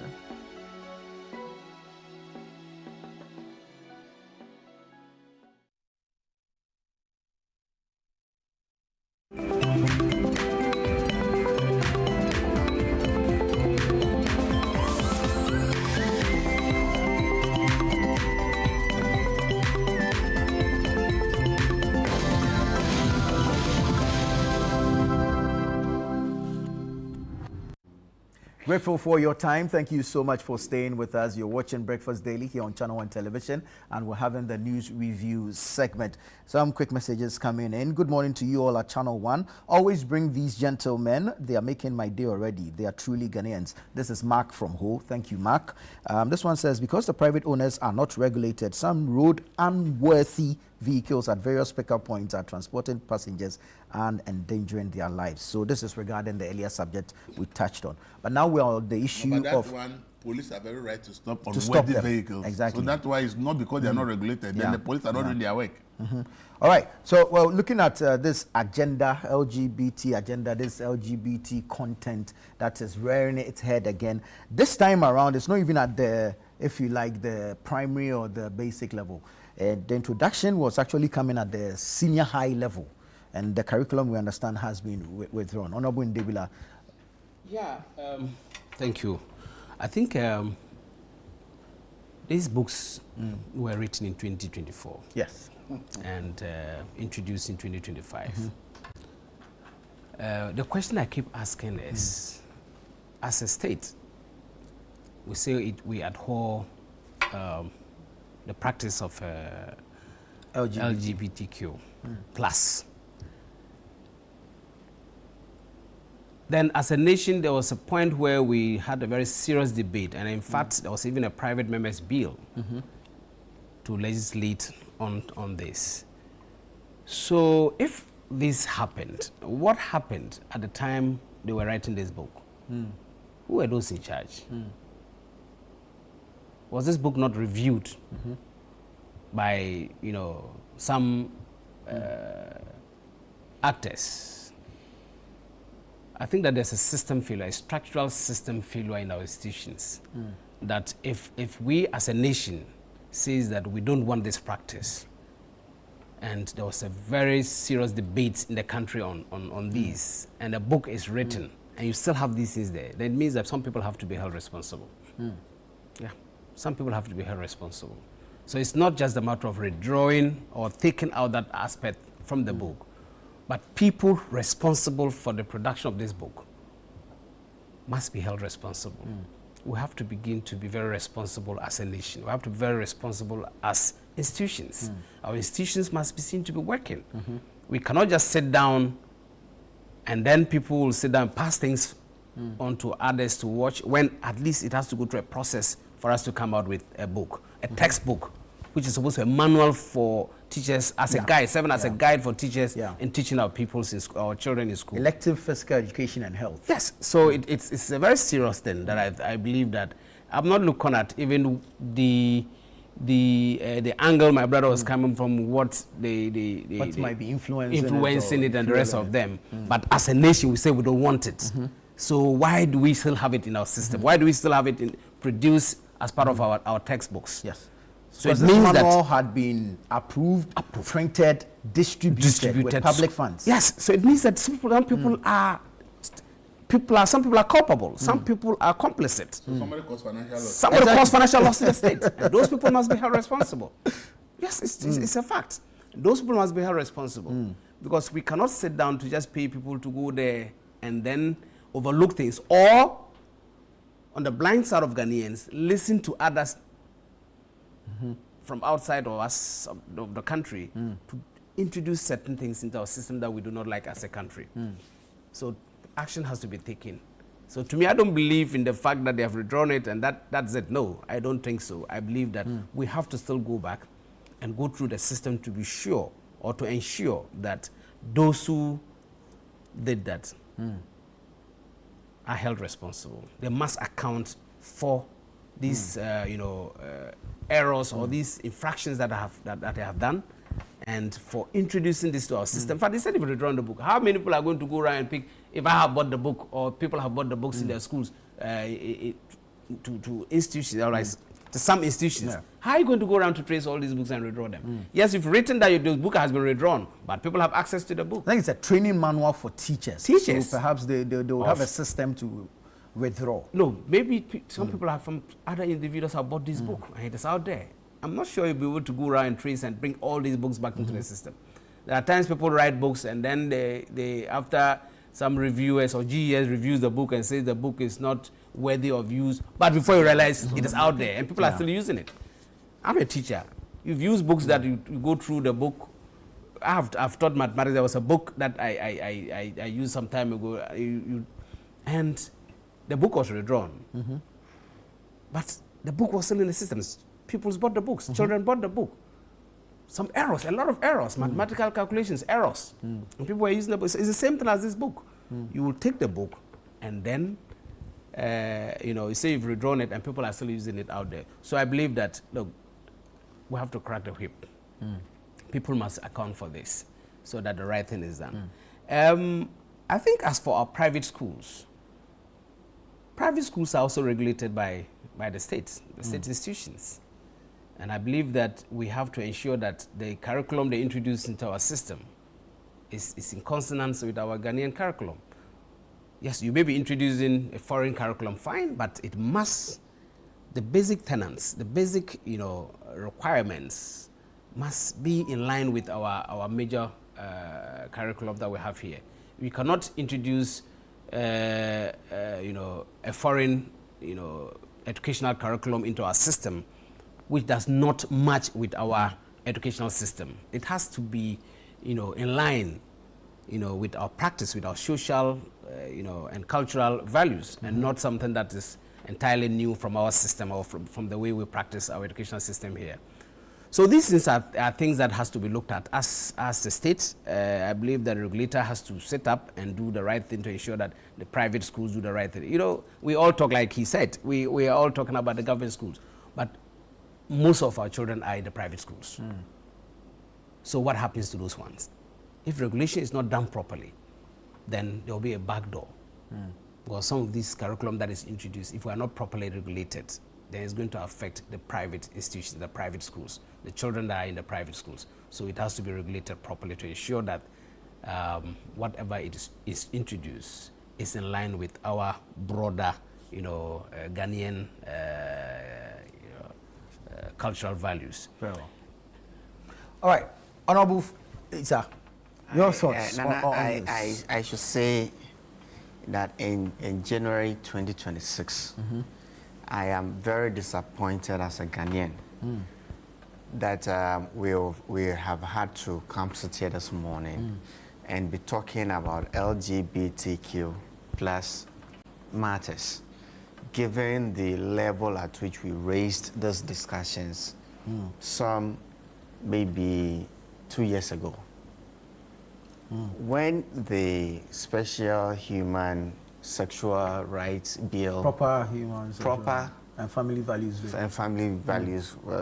LGBTQ bill started off in Parliament, the discussions that we had, the interest that a lot of civil society organizations, our religious bodies, and I mean the stakeholder interactions that took place in this country, to where we ended off in 2024, going into the general elections, the importance to which we raise this matter as a people, it is and the stance that the NDC took, the stance that the NPP took, was said over time, we're going to look at this thing again as a bill in Parliament. I mean, it had to go through certain rigorous for it to become an act.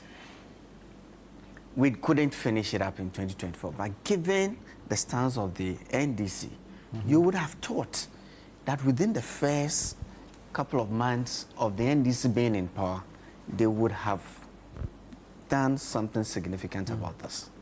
Either the president will agree to sign the bill then, or even take a bill to Parliament. That's what he told us. When I remember at a point when the president met the Catholic bishops, he did say that he didn't want this important legislation to come or to be sponsored by private individuals in Parliament, and that government itself was going to put together a bill to be taken to Parliament. Subsequently, he's told us that the AG is working on it. The AG is working on it. I recollect that a couple of months ago, a couple of MPs tried to resuscitate the bill in Parliament. They wanted to go the route again of the private members bill, and for some weird reason, the leader or the leader of government business in Parliament, the majority leader, got all this mixed up through the other paper. I mean, it got lost in transition and all of that.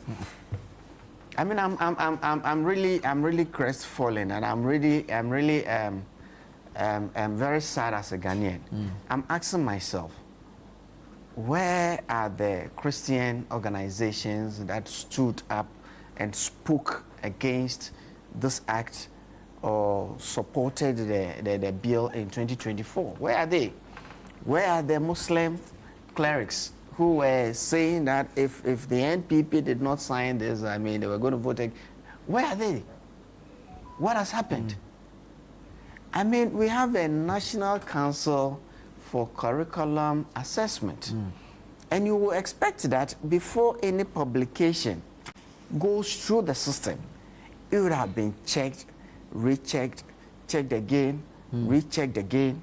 And for us to believe that this thing got through all the systems that NACA has and got including onto NACA itself. Including NACA itself. Approving it. I should think that there should probably be 4 or 5 proofreaders, experts who will look at some of these things before it gets. And for somebody to tell me that this went through this whole system and got onto the market for it to be withdrawn, I think that somebody is not being truthful to me.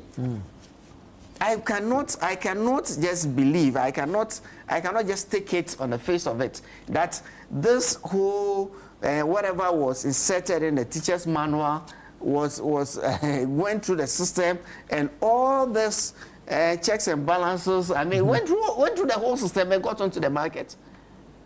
I cannot believe that. I really cannot for the life of me believe that this escaped all the whole system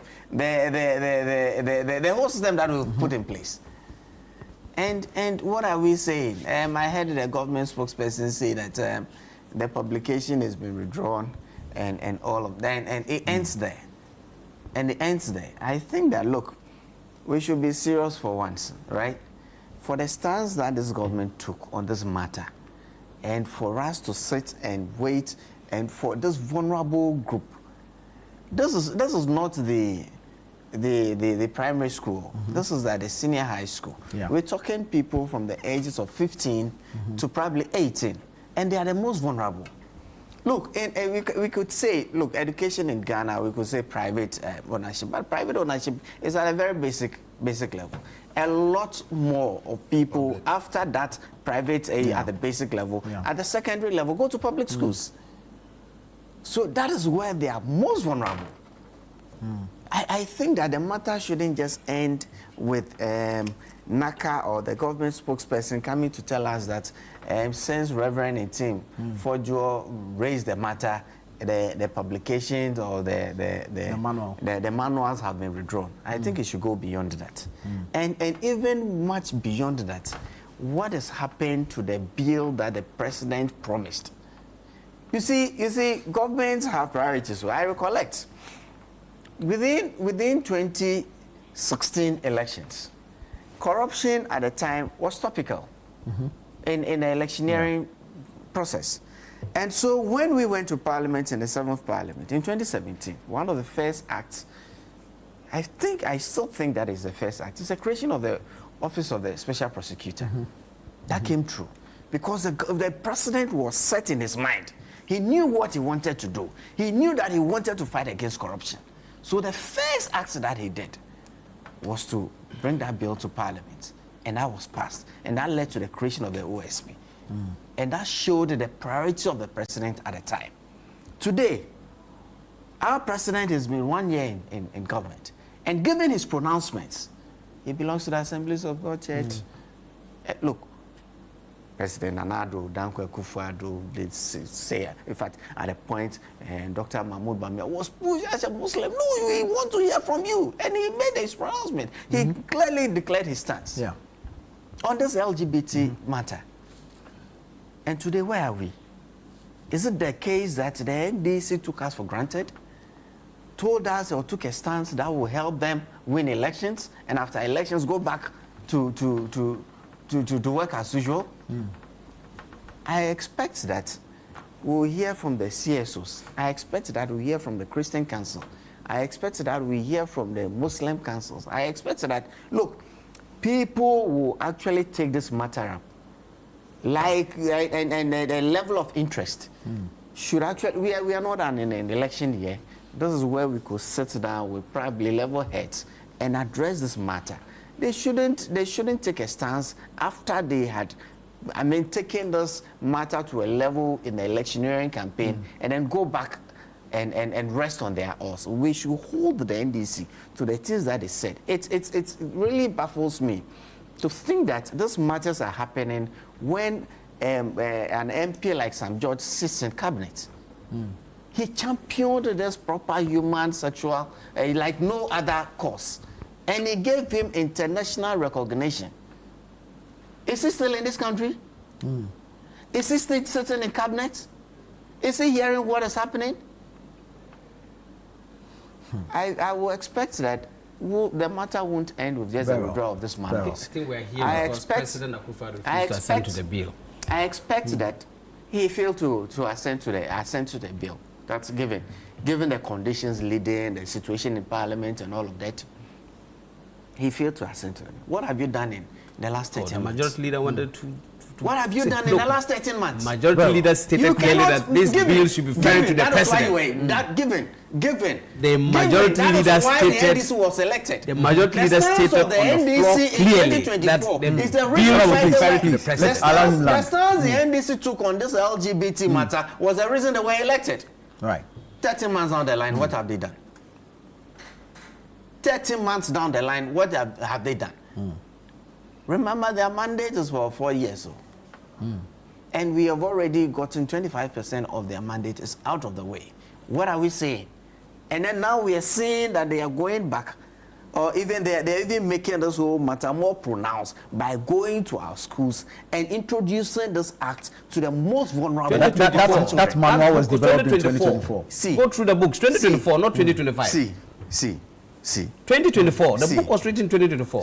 The manual was developed in 2024. It was developed. Yes, in 2024. Look, it's a process. Developing of those manuals. It's a process. That means it took for a long time. NACA itself will have to give its approval. I am sure there are other bodies that will also have to look at the curricula and all of that before it goes to the market. So whether or not it was written in 2024, whether or not we developed it in 2024, this was released in 2025. When we have a new government in place, and given NPP lost elections or were voted against because of the development, how about the person who introduced it? Given that the NPP lost elections because this thing was developed, when nobody knew about it, this thing was developed in 2024, nobody knew about it, was not introduced to in the schools. You are introducing it in schools and blaming NPP for it. That is why people have to be held responsible. That is why people have to be held responsible. That, look, as Ghanaians, I expect that we'll hear from the CSOs. Anyway, these days, I hear there's a platform, a WhatsApp platform where the CSOs are there. They probably are part of this agenda. Important media personnel. We don't know that for sure. Are on that platform, and probably this agenda has been discussed there. They have found a way to come to market with it. And probably they're even testing the waters, testing and seeing how we will react to this matter, and then they will go further and probably go to our primary schools. I am begging those who found their voices in 2024. Where are they? Where is Sam George? Very well. Where is Moses Afameni? So does it mean that the NPP members that joined in the drafting of the bill, it means that those people were, playing tricks with Ghanaians? Oh, but it's one of them who has raised this. Of course, no, but he's saying, you are making it an NDC. He's making an NDC affair. No, he's making it an NDC affair. Meanwhile, NPP members were part of the team. Honorable Itinfojo was part of the proponents of the bill. Good. So don't. And he has been consistent. Yes, but that's why he's so fighting. You are pushing. I am asking that where are the NDC? You are pushing it as though it is only the NDC members that were there. The Speaker of Parliament cannot even be taken out. He has promised that he will put his speakership and that he will rather die than see this act being pronounced. Where is he? What is he saying about this? I challenge Right Honorable Alvin Kingsford Bagman. We want to hear his voice on the introduction of this in the curriculum. But he has been very clear on this. Clear. He has been very clear on this on the floor. He says that it's going to be reintroduced. He made a ruling that this is a reality facing when they came on the floor, when the matter came on the floor, they are seeing the matter in the curriculum. When the matter Thank you. That's enough. That's enough. The Speaker has spoken about it. That's enough. I want to hear Thank you. That's enough. Obviously, we have a few minutes to go. Please, let's just do 1 minute. 1 minute on this U.S. immigrant visa issue, the halt on the processing. Ghana is one of the countries cited in there. And interestingly, I read and found out they said that the new countries, including Ghana, that have been placed on it, it is for overstays, 2, when you are Ghanaians and those who are on that list apply for stay in the US and they are granted, they end up depending on government assistance. That is what the US is saying. It's saying that this ban for those who want to file and go and live in the US permanently, the suspension is because the countries that are placed on this new list, including Ghana, when they grant them the access to the country, what they do is that they end up relying on the US government assistance programs. Okay. And America doesn't want to have money to be spending on people who come to live there. So then they are suspending people who are coming. Yeah. It's interesting. And I think that sometimes countries take the actions like Trump does, but if they give us reasons like this, the question is it true that many Ghanaians who filed to go and stay in the US, some of them ended up there, and instead of working to take care of them, they rather prefer to be relying on government assistance programs. They call them public charges. Okay. If that is true, then it means that those who did that also contributed to this action. But that's what I always say, these things, this is the face value that they will use as excuse. But most of the time, there are deeper things in diplomacy that you will never get to know. Because those are the things that they are hiding and they want to get from you.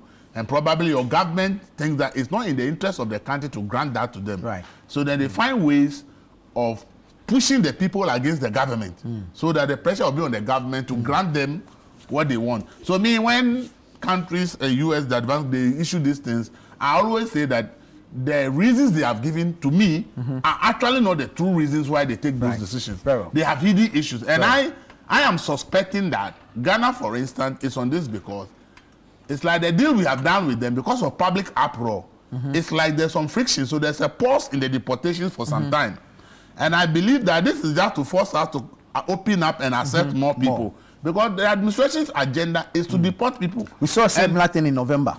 So you realize that I believe that they are just using this to push the governments more to open up for them to bring more people. Honorable sir, quick thoughts. You see, not too long ago, the visa restrictions were put on Ghana. What did we do? We went back to negotiate with the US so that we will accept the immigrants within the sub-region, and then they restored our situation. From what I gather, they want to push us further, and so they introduce further restrictions, and then we'll have to also open up further for the US to use us as a transit point for the people that are being and then also, you see, as a matter of foreign policy, US will look out for its interest every time. See what happened in Venezuela.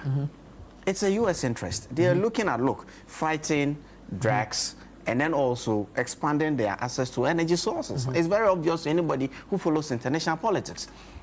What do we do as Ghanaians? We take a stance, issue a statement. I don't know the relevance of that. You see, sometimes I'm thinking that in diplomacy, until it really touches you, shut up. Really? I think so. I think so. If US is having a banter with Venezuela, they are neighbors, right? We are very, very far away. I don't know how that is affecting us. I don't know whether the drug trade is affecting us. I don't know whether the energy source, oil interest in Ghana. We are a very small economy.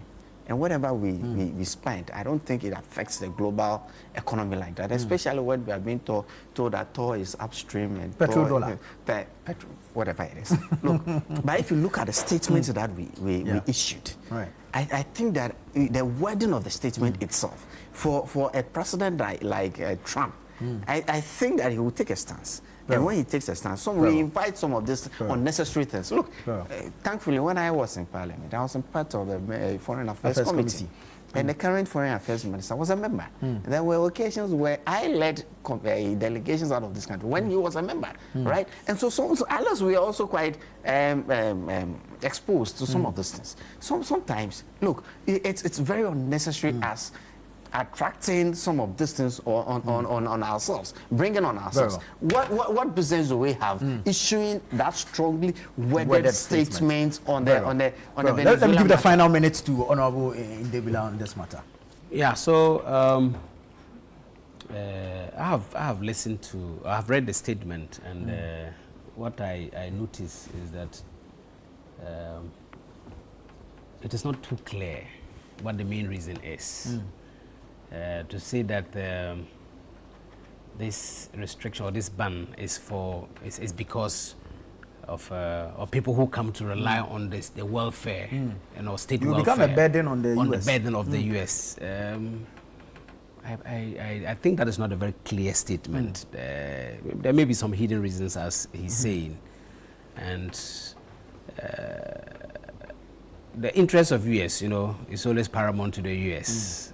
Every nation, but for US, you know how they don't joke with their state interest, and so I would not want to downplay what my colleague Honorable here is saying about the statement that we issued in relation to the Venezuelan attack, and I think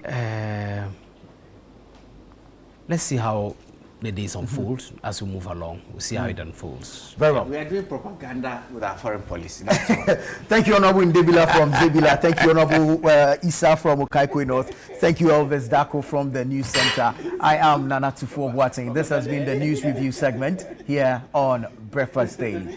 The show continues after this.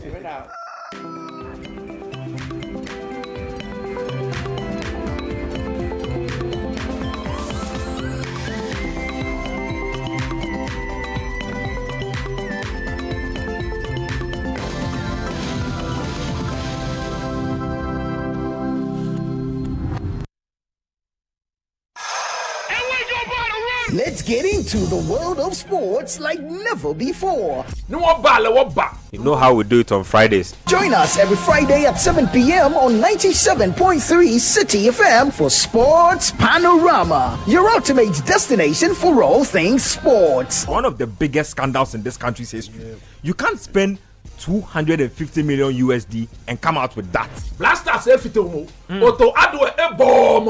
From the thrill of association football to the excitement of basketball, tennis, athletics, and even emerging sports, we cover it all. Whether it's the Premier League or the latest NBA showdown, we bring you the stories behind the stars. Getting an opportunity to become a national team coach, you should understand the politics around football. And don't miss the prayer of the rabbi.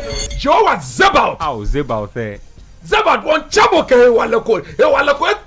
We're not just about the games, we're about the community. If you are going to be given this kind of treatment, then you need to be that guy. When I look at him play, he is not it. Or when it's time for Don't Call Me. Join the conversation as we connect with fans across the country and beyond. Want the latest updates? Send us your thoughts and we'll feature your comments live on air. And remember, we like to hear your predictions for matches and your thoughts in general. Think you know who's going to win? Let us know. Big shout outs to my YouTube people. Tune in every Friday at 7 p.m. only on 97.3 City FM. Sports Panorama, where sports come alive.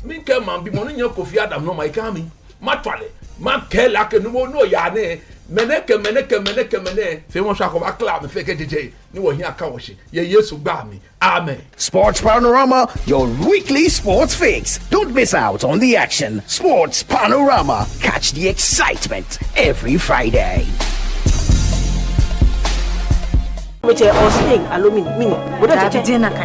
Abstain. Why abstain? I have been seeing through your shenanigans all night. I thought I told you that I didn't want to see that girl in this house again. A mixed bag of emotions and incidents, Ghanaian family and intergenerational drama. Some not so good. That womanizer. You are old enough. I would like you to man up. In other cases, not so bad. So does he see in her that he's not seeing in me? Look at me. Eugene and Anekia made a choice. You won't believe what Pam and Anekia have done to me. Watch out for So So, a brand new series from GH Media Productions. So So, Thursday at 7:30 p.m. only on Channel 1 TV.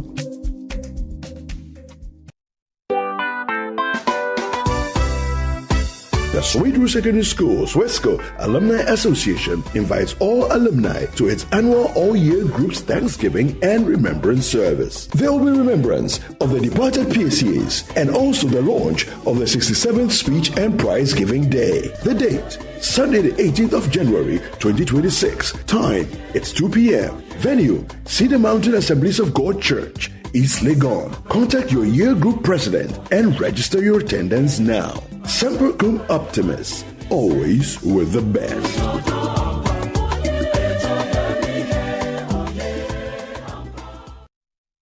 Welcome to the Health Quarters Ghana, where medical science meets everyday life. Join Dr. Gideon Asan and the irrepressible Clemento Suarez as they tackle health issues. My name is Dr. Gideon Asan. I have with me here my co-host, Clemento Suarez. I knew how it felt anytime I started to feel the pain.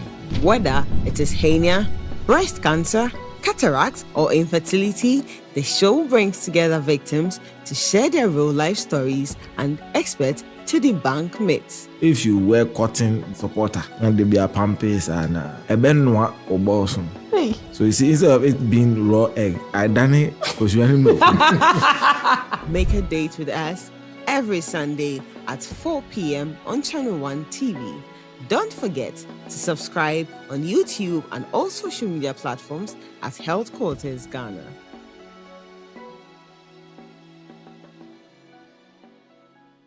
It's time to promote volunteerism, active citizenship, and patriotism in Ghanaian society, where we shine the spotlight on the unsung heroes among us.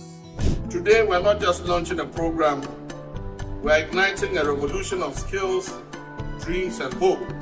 On Volunteers TV, we highlight and celebrate people and groups that are great examples to us all. Every single region in Ghana, we're doing something. Good. So no one's being left behind. Over 800 kids that come to school, so having an extra classroom, extra resources will be really, really beneficial. If you're a volunteer, you are actually serving because you are giving up your time and resources for nothing in return. Volunteers TV, Sunday at 6:30 p.m. only on Channel 1 TV. In a world filled with challenges, we all need guidance, hope, and a lifeline to anchor us. This is Lifeline, and I'm your host, Fred Crunchy Mensa. From social issues, relationship challenges, and family matters, Lifeline is here to inspire, uplift, and guide you on your journey. Where we give you support, where we hold your hand through the valley and through the thick and thins of life. Join Bishop Fred Crunchy Mensa. I welcome you especially to Lifeline. Every Tuesday and Thursday at 10 p.m. right here on Channel 1 TV. Let's walk this path together, strengthen our faith, our families, and our lives. Lifeline, because every soul deserves a guiding light. Tune in to Lifeline on Channel 1 TV and let's grow together.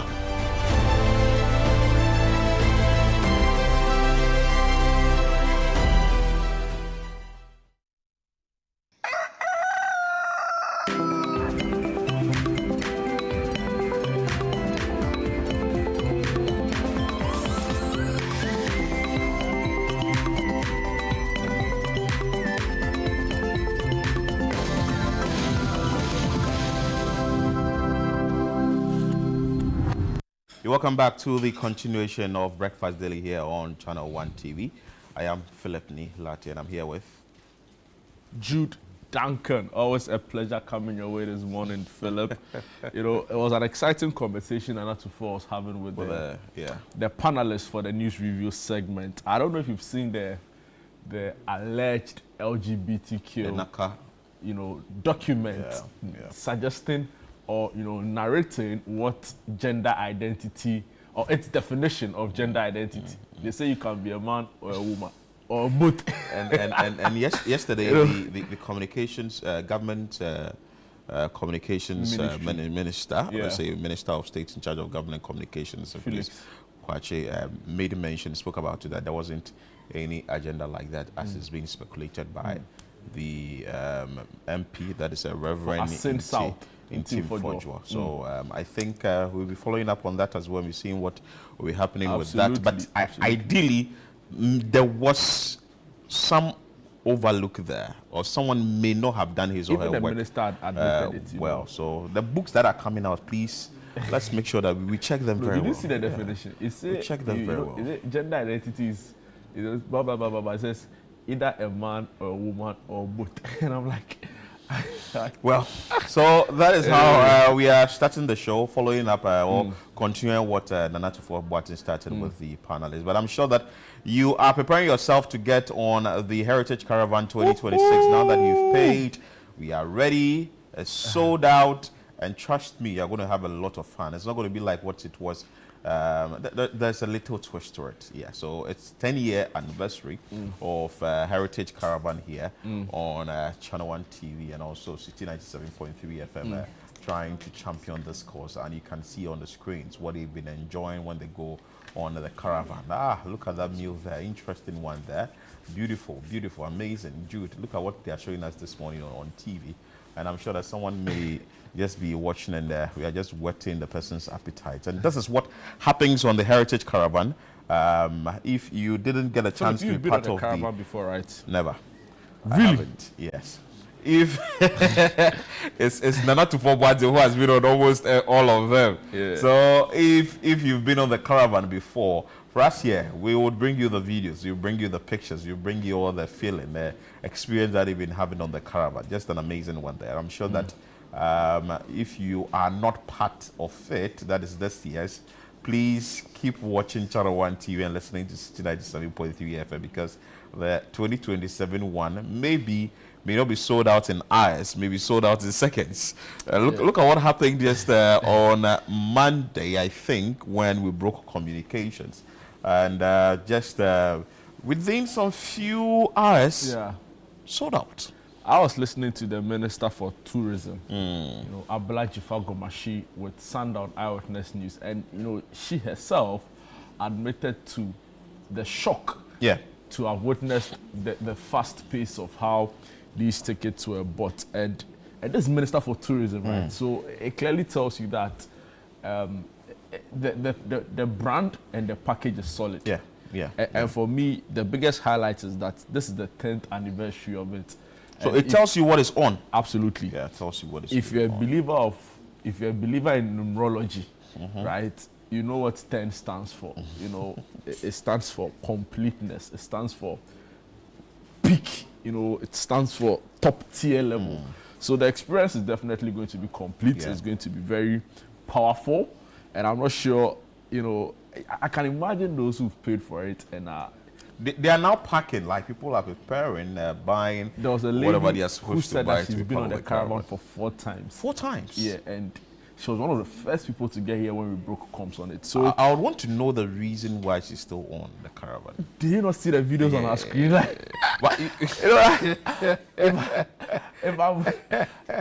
You see, it's a complete experience, right? So, for example, they go to different regions, they eat different things, they meet different people. Different people experience different things. And sometimes somebody sits in Accra and is like, oh, Ghana is Accra. No. So, if you didn't get a chance to be part of the 2026 one, prepare Next for the year. 2027 one. And I keep saying this. Please stay glued to Channel 1 TV and also City 97. I don't know if it was Eno who was telling me, but she was saying, or the person was saying to me that the patrons get tired of eating. Like there's so much food to eat that like at a point they are even like hesitant in going to eat. But Philip, on a more important note, I keep saying there's not been a single government initiative or intervention or program that has showcased the country in the way and manner the Heritage Caravan has done. So it's if I were a government, I'll be coming here to say, Charlie, how can we collaborate? I think Samens has also said that we are not doing it all. It's also a room for other people to also do so. I mean, maybe the government can try and hold on to this and see how best we can promote the country.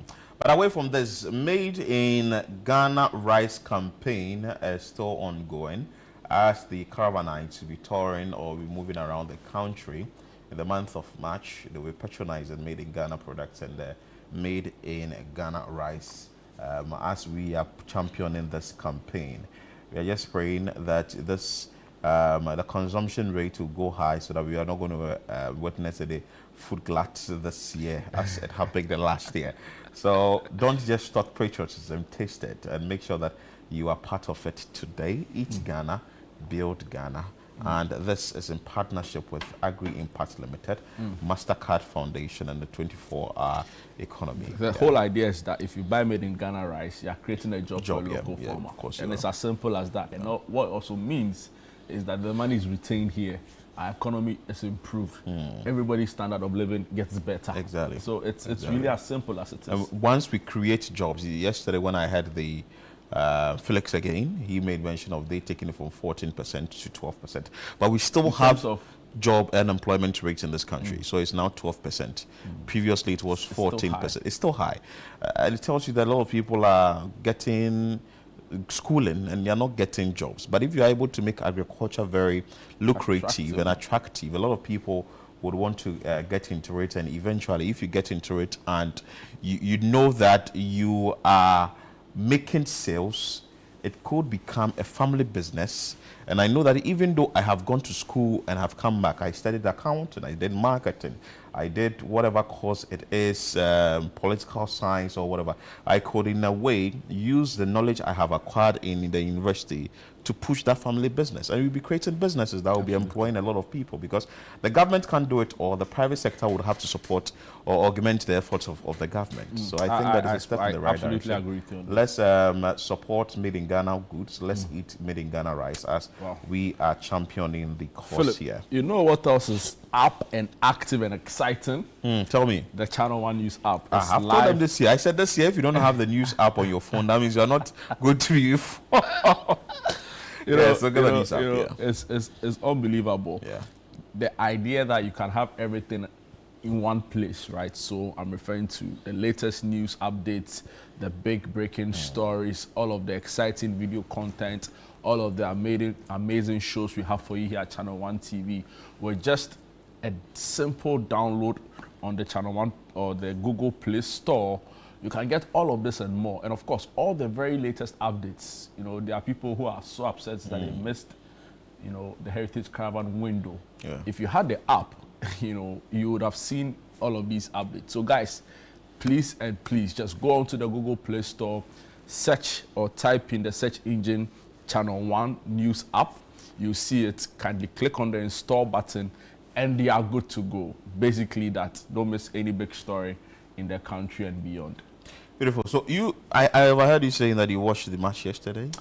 You are entering into trends now. So Nigeria and Morocco. How many minutes do I have on this? Well, let's talk. Let's talk. See, they are saying that the Ghanaian referee didn't do well. Nigerians are saying that. Let me watch into the camera and tell people. Okay, so guys, stop this. I beg you in the name of God, stop this. Daniel Lai, Daniel Ni Ayi or Bra Lai had absolutely nothing to do with Nigeria's defeat yesterday. He had a very decent game as expected.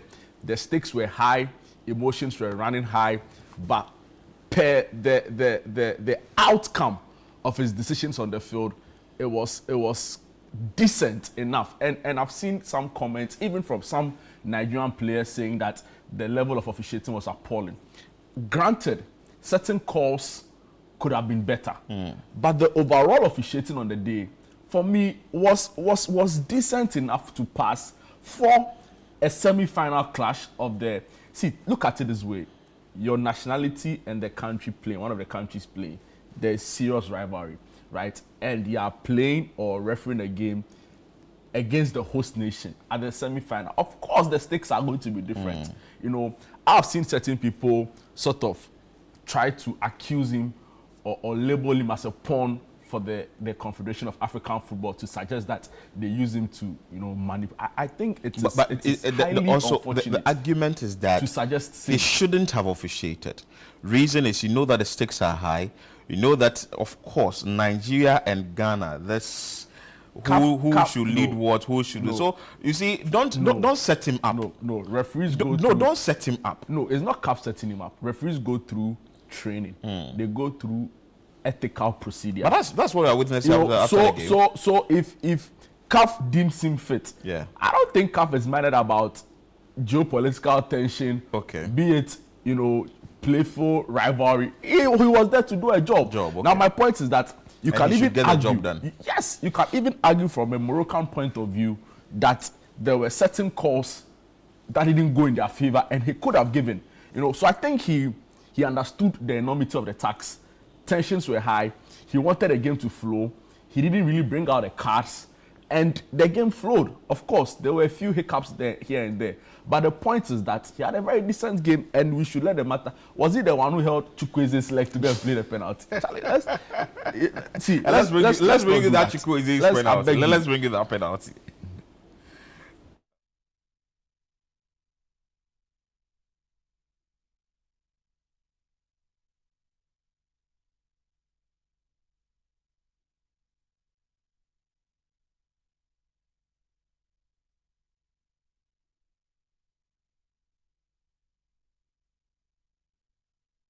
So that's it. So that's Chukwueze there. Philip, it was already. Oh, really? I was rooting for Nigeria to win the game. Do you know the most upsetting thing about this penalty? Why? Chukwueze is a fantastic player. He was literally brought in the last minute of the game after 120 minutes to take a penalty, and to believing that he would be able to score because he has a reputation of being good at this penalties. He's a good attacking player. So you want to believe he's played AC Milan. He plays in the Premier League for Fulham, and he was purposely replaced by Onyeka, who had an excellent game. So everybody thought, Chukwueze did this ball, and mind you, Nigeria or Morocco had missed a penalty prior to that. So it was like momentum Nigeria. I think he let his team down, and Daniel Lai had nothing to do with this. Nigeria's defeat yesterday. He had a decent game. Of course, I would say, to be fair, there was an instance where there was a pull on Nigeria's defender, Bassi, right? Yes, that's his name, Bassi. But you know what? Let's not spend more time on it because we definitely I'm done. Yeah, we will have the sports segment later on the show. The attacks on the Bra Lai is unfounded. He had a decent game. He wasn't perfect. Yeah. But so Armenia, like we watch the English Premier League. No offense, but we see Anthony Taylor. He's not a standard, right? But please, you should stop this. Bra Lai had a good game. Bra Lai, you know that Miss Bell's song.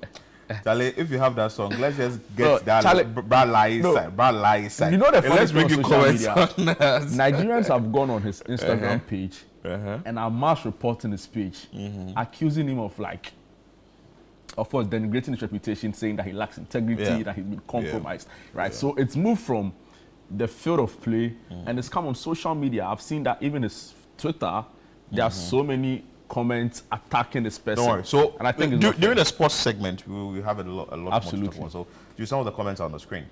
So, this one is from a user with the handle Tobialism. He says, if I ever see that Chukwueze in green jersey again, and it comes with a lot of emojis, crying. Prince Adeshina also tweets and says, please no pay that guy. We'll lose the penalty. I mean, there were two guys that missed penalties yesterday, so I don't know which one you're referring to. Another user with the handle at Pedihan says, as South Africans, we love to see this. Yeah, this is what we love on the streets. Kweku Decline with the handle at Nana KSY says, who blames the referee for losing a penalty shootout? Guys, go find some Eba Chop. Next topic, please. Oh, God. Anonymous also tweets and says, Morocco sent Nigeria back to the airport. Yeah, and Try Clowns also said, Nigeria's elimination by Morocco will sting for years because this wasn't about talent. It was about game management, and Morocco mastered it. So the next stage is the finals, right? Yeah, so Morocco, Senegal. No, but this Nigeria code will still go for third and fourth. Yeah, so it's not like they're going... There's nothing really in that. But really, you play 120 minutes of football, and you play about a shot on target. Only one. And you want to go and play final. I don't think Charlie, see, let's be fair to the facts. You know, so please, I'm really it's unfortunate the attacks I'm seeing on Daniel Lai, because I don't think that he influenced this. Anyway, so we move on. Later in on the sports segment, we will talk about this into details. But I think that it's going to help the box office of Morocco as the match will be played on Sunday. I understand the finals, but with traffic and also movement in Accra when it comes to rush hours in the mornings and also rush hours in the evenings. You know, we've been talking about the transport situation for a very long time. But yesterday, you know, our man, you know him, John Dumelo, he had to pay for the transport fares for all the people that he saw at Shiashi. I think so, yes, Shiashi. Commuting from Shiashi to La Paz. So that's a video you can see on the screen. That is John Dumelo helping them to move from Shiashi or Ponglo to La Paz, or Ponglo to La Paz and Shiashi to Medina. So he did two things at the same time. I think that is a step in the right direction as we find a lasting solution to the problem. I see. He in his post said that was a short-term measure. Yeah, but we need a stopgap measure. But there's going to be a long-term plan. But the truth of it, how did he even get access to the bus? Right? What was that like? This is supposed to be what, a state bus? I want to believe that is Metromas. Exactly. Metromas is electric. So bus. what now? Private. I know you can go and rent the buses, but the point is that he's in Parliament. You know, he's in government. What we need is not. It's not sustainable. Jude, give him thumbs up as we find a lasting solution to the entire problem. I want to be very careful on the matter and not sort of downplay on his efforts. He's an MP, he's looking out for his constituents. We applaud him for that. And this aren't just his constituents. There are other people. But the point is that how many people who are stranded can benefit from this? But they benefited yesterday. Do you know how many people are in the constituency? But they benefited yesterday. How many of them? But I'm not sure his motive is people in the constituency. The more impactful initiative could have been that maybe he should go and lobby in Parliament where it matters most. No. So listen. Let's no. Hold on. For this, I wouldn't let you land. Reason is there is listen. There is a bigger plan. There is a bigger plan. There is a bigger plan for this. Yesterday, didn't you hear Felix himself talk that there is going to be an engagement? DPRT, the ministry. That is the point. And this so if I've seen people who are stranded in Asiashi or Ponglo and I can help, I shouldn't help. No, I'm not saying that. I'm not saying that. Congratulate him for what he has done. There are and if other MPs, if other 274 MPs are doing same, but that's the point. It will help. So imagine, do you know the chaos? If every MP says that I'm going to hire a bus to go and give to people to transport them. The point is that as government and as a member of the government, they should be at the, and this didn't come out of the blue. This issue has been lingering for how long? So did you just wake up and say it was only yesterday that I saw the problem? My point is that there are people responsible for it. We should see them do that. The minister or the deputy minister he's come under intense public scrutiny and criticisms. The deputy tourism minister, when this issue are you talking about deputy transport minister? Sorry, deputy transport. Yes, Jomoro MP, Dorcas Toffee. Yeah. She posted some video when everybody was upset about the transport situation. My point is that at this point, it reeks of tokenism.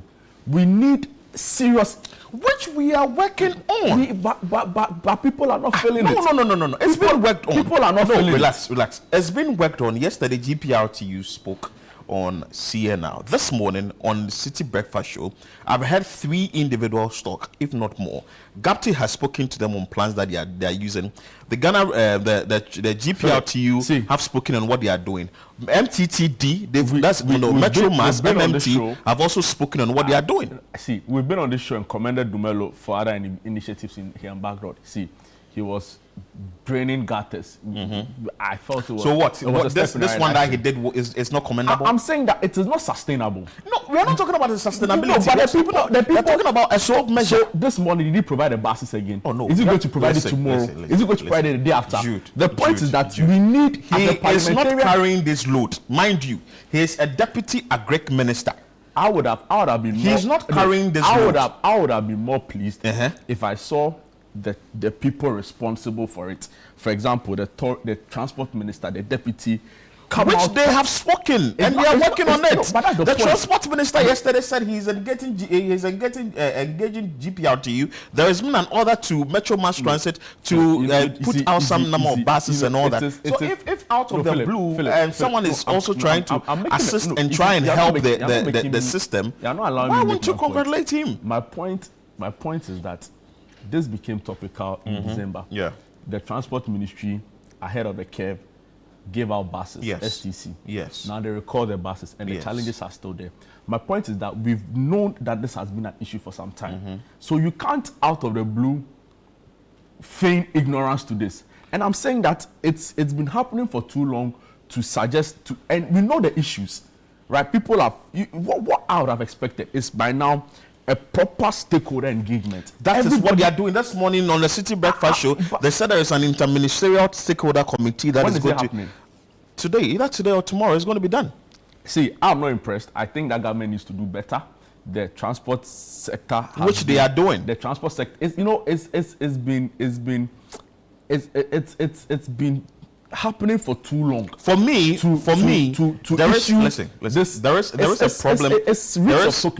a problem. There is a problem with transport sector in this country. I've been following this transport sector for a very long time. I.e., when the Ayalolo buses were brought in, the 245 buses, we don't know where those are the hardcore issues we should be addressing. We should reach out to GPRTU. We should, it should be more when those buses were brought, GPRTU complained it was going to break down their business. Concerned drivers also complained and all that it was going to break down their businesses and all that. Agreed. That said, there is a bigger problem that we are looking at on how to get a better transportation system. And I always say that our transportation system in this country is shambolic. When you go to other countries, it's better. You wouldn't even be standing by the roadside. You just have it on your phone that, oh, the next minute, this bus 2 or bus 3 will be coming and you have to board.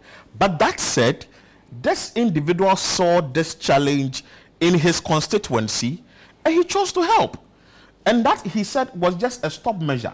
Maybe I think that you should just need to congratulate him for just a short period of time as the government finds a bigger solution to the entire problem. So this is what Dumelo did in his area yesterday, right? But Jude, congratulate him. Let's bring you some of the I would have been more impressed if I had seen the minister in the toilet. The minister cannot go everywhere. This message is coming. It says that what somebody couldn't use her 8 years term of office to do, well, I shady Malia. You coming to use just a year, my brother. Your reward is in heaven. Well, this is what he's saying. Charlie, even when you retire from politics, we will bring you back to serve us. Now, leader you be, nobody pass you. Well, you say. We adore your proactiveness, but the city, we cannot move. We need sustainable measures, like Judy is saying. We need sustainable measures to ensure that this is addressed. Nobody should waste their resources to contest you. Okay, you're talking about contesting federal elections in your constituency. Are they fearful who will contest you next 2028 elections? Okay, fine. So this is the applause people are really giving to Dumelo. Everybody has his or her opinion. So I understand you perfectly that this shouldn't be like you are trying to get favor out of this issue. I don't even think he's trying to score political points. Yeah. But the point is that there are better short-term measures, right? And it shouldn't necessarily be the MP doing it. Government should take it up. It's government's responsibility. So he's doing it for Ayawaso residents. What about? It's not doing it for Ayawaso residents. Who's he doing it for? Everybody. We should get it right. So this is Oponglo. Shiaji people, but he's doing it for people. He's doing it in his constituency. But it's in his constituency. It's in his constituency. The point is that I'm coming. No, the buses are moving from, the points are moving from Ayawaso to other destinations. My point is that government by this time should be the one doing it on a bigger scale. Philip, we procured Ayalolo buses. Why are the buses rotten? If people's negligence meant that all of those buses are grounded and are stationary, go out to them and let them come and account for their stewardship. We bought buses with taxpayers' hard-earned money. My point is that at this point, having seen that this was a problem from December, government should be the one spearheading this, not a member of parliament. But government spearheaded it. Where? In the month of December. And it is still there. Later, relax. And people are still stranded. Listen. What are you talking about? The numbers shot up. Should be the one doing this. Per my observation, the numbers shot up Monday. That's the observation. Yeah, no, it's not your lived reality. No. That's what I'm saying. That's what I'm saying. That the numbers shot in the month of December, people were stranded. Absolute. No, relax. In the month of December, people were stranded. The transport minister, led by Joseph, people have been stranded since the beginning of this year. My point is that government should be the one spearheading this. It is beyond a member of parliament. Everybody who needed a car, are you telling me that everybody who needed a car got it? No. See, let's move on. Thank you. Let's move on. And let's bring you more. But tomorrow, definitely, we're having a conversation. So maybe again, you want to build up your ass now. I would have said this. I would have said if any other MP did this, I would have had issues with it, right? So it's not targeted against a particular member of parliament. It's not. Government should be more responsive to the needs of the citizens. These things, I agree. But also from where I'm sitting is that he didn't do it for his constituents. He did it for people who were stranded within his area. And he was like, you know what? Let me just give you back so that you move away from Chiachi or Ponglo to La Paz or go to Medina. He did it in his constituency. But you want him? He's in Ayawaso West. You want him to come and do it in Okan Kwisenjo? Yes, what are you talking about? So then government comes. Let's move on. But government is doing a bigger thing.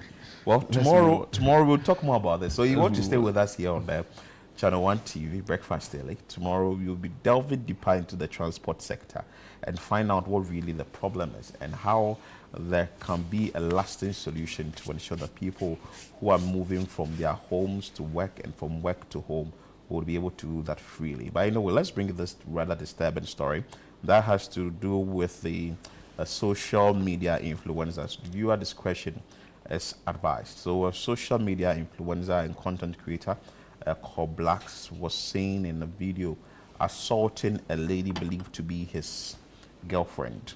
The lady in question, according to information, that her name is Rahel, and we await a statement from the Ghana Police Service. You know, in recent times, almost every assault that comes up is being tagged to the Ghana Police Service so that the service can work. So, well, we cannot show you this video due to the violent nature, but we're just hoping that the Ghana Police Service will work on it. But anyway, if you want to show the video, viewer discretion advice. So let's watch out what the video contains. Leave me alone. Rachel, that is for my phone. Please stop. Leave me alone, Rachel. Leave me alone. Rachel, that is for my phone. Please stop. Leave me alone. So that was a brief one there. We guys are hoping and praying that the Ghana Police Service will work on it. But Jude, any comment on this quickly? Then we go to the video of the day. Very well. I really don't like it when I don't like it. This shouldn't be entertained. I expect the police to work for. Yeah. You know, the law should. Yeah. You know, and of course the persons in the video. You know, the lady who was assaulted and even you know, onlookers need, you know, some proper form of counseling. You know, it's very unfortunate, and of course, like I earlier said, the police need to get involved because this is a clear case of assault. Very. You know, and to reiterate the point, right? Under no circumstances, you know, should anybody feel that they have the right to raise their hands on, you know, anyone. Exactly. Yeah. If you feel aggrieved, if you are, that's why the law and order exists. That's why the police are there, right? So let's please be minded and let's please be careful about our actions that could land us in some of these issues. Anyway, so that is it there. But today we are bringing you a story on some farmers who are talking about rubber. They are rubber farmers. So we will bring you the report shortly. But you know what we've been doing on the show. Let's bring you the video of the day. Then we move straight into our communities.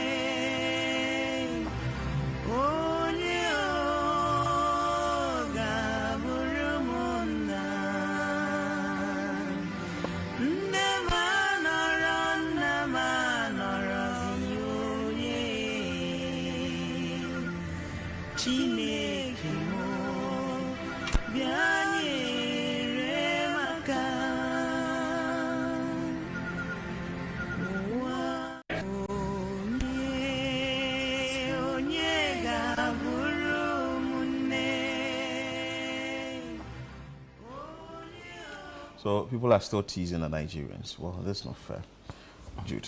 People are still teasing the Nigerians, so because they weren't able to make it to the finals. But anyway, let's bring you our community-focused story today. And some rubber farmers are protesting any attempt by the government to get rubber or raw rubber exported. Let's move to a community in the Western region. Very important. Let's bring you the report after we have conversations around that.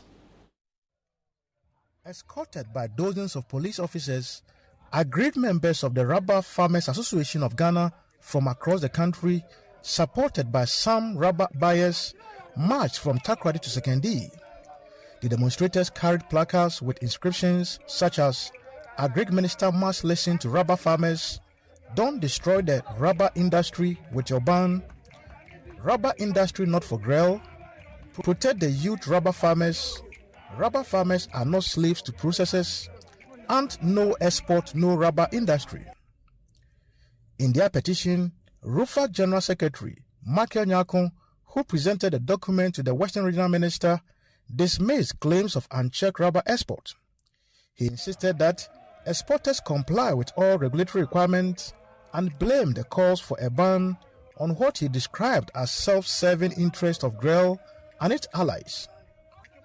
The actors of the natural rubber industry in Ghana, especially the farmers group, while busy preparing to engage relevant institutions on the raw rubber price mechanism, has taken note of recent public statement by Ghana Rubber Estate, GRE, the Rubber Processor Association of Ghana, RUPAC, the Western Regional House of Chiefs, and the ranking member of Parliament, Trade and Industrial Committee, Honorable Michael Ochibefi.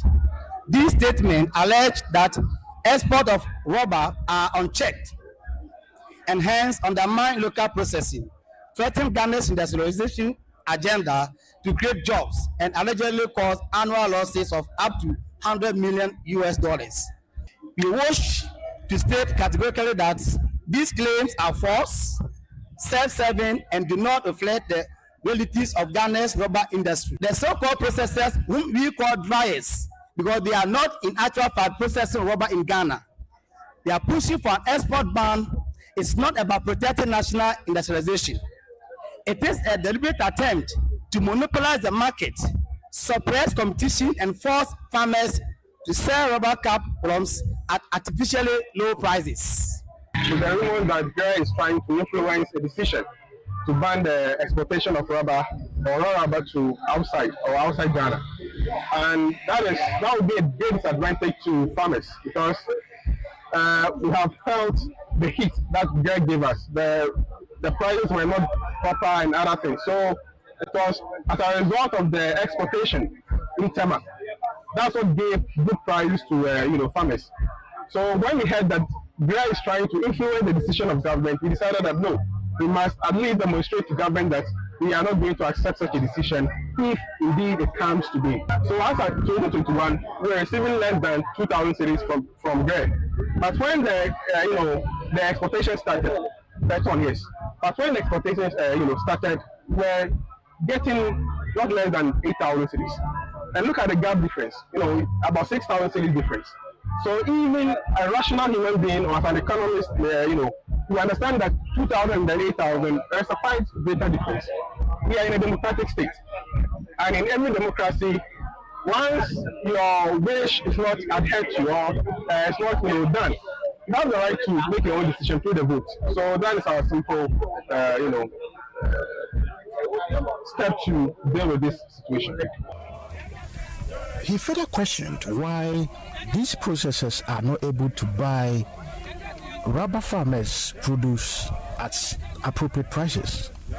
We want the President of Ghana, His Excellency John Mahama, to hear from us that RUFAC is not against raw rubber processing or processes. In fact, we are asking the so-called buyer company to answer this simple question. It is not a PhD question, simple question. Why can processors not offer higher prices for cap loans than exporters? Why can't they offer higher prices than the exporters? Receiving the petition, the Western Regional Minister, Joseph Nelson, assured the demonstrators that their concerns will be forwarded to the appropriate authorities. So that is the concern raised by some rubber farmers, and it's about 2,000 farmers and aggregated from the Western region, aggregators from the Western region, and they staged this demonstration. It was a peaceful demonstration in Sekondi Takoradi Metropolis to protest calls for a total ban on raw rubber exports, describing the claim against the trade as misleading and self-serving. So there was an argument also that was placed that these rubber farmers actually do this process without going through the needed processes in terms of exporting. So the demonstrators drawn from rubber growing communities across the Western region marched through some principal streets of Sekondi Takoradi before presenting a petition to the Western Regional Minister Joseph Nelson at the Regional Coordinating Council, where correspondent Akwesi J. Enim indicated that the Regional Minister says that he would hand over that particular petition to the appropriate quarters and ensure that the needful is done. According to the farmers, export of raw rubber operates under an existing government approval regulatory framework supervised by the Tree Crops Development Authority.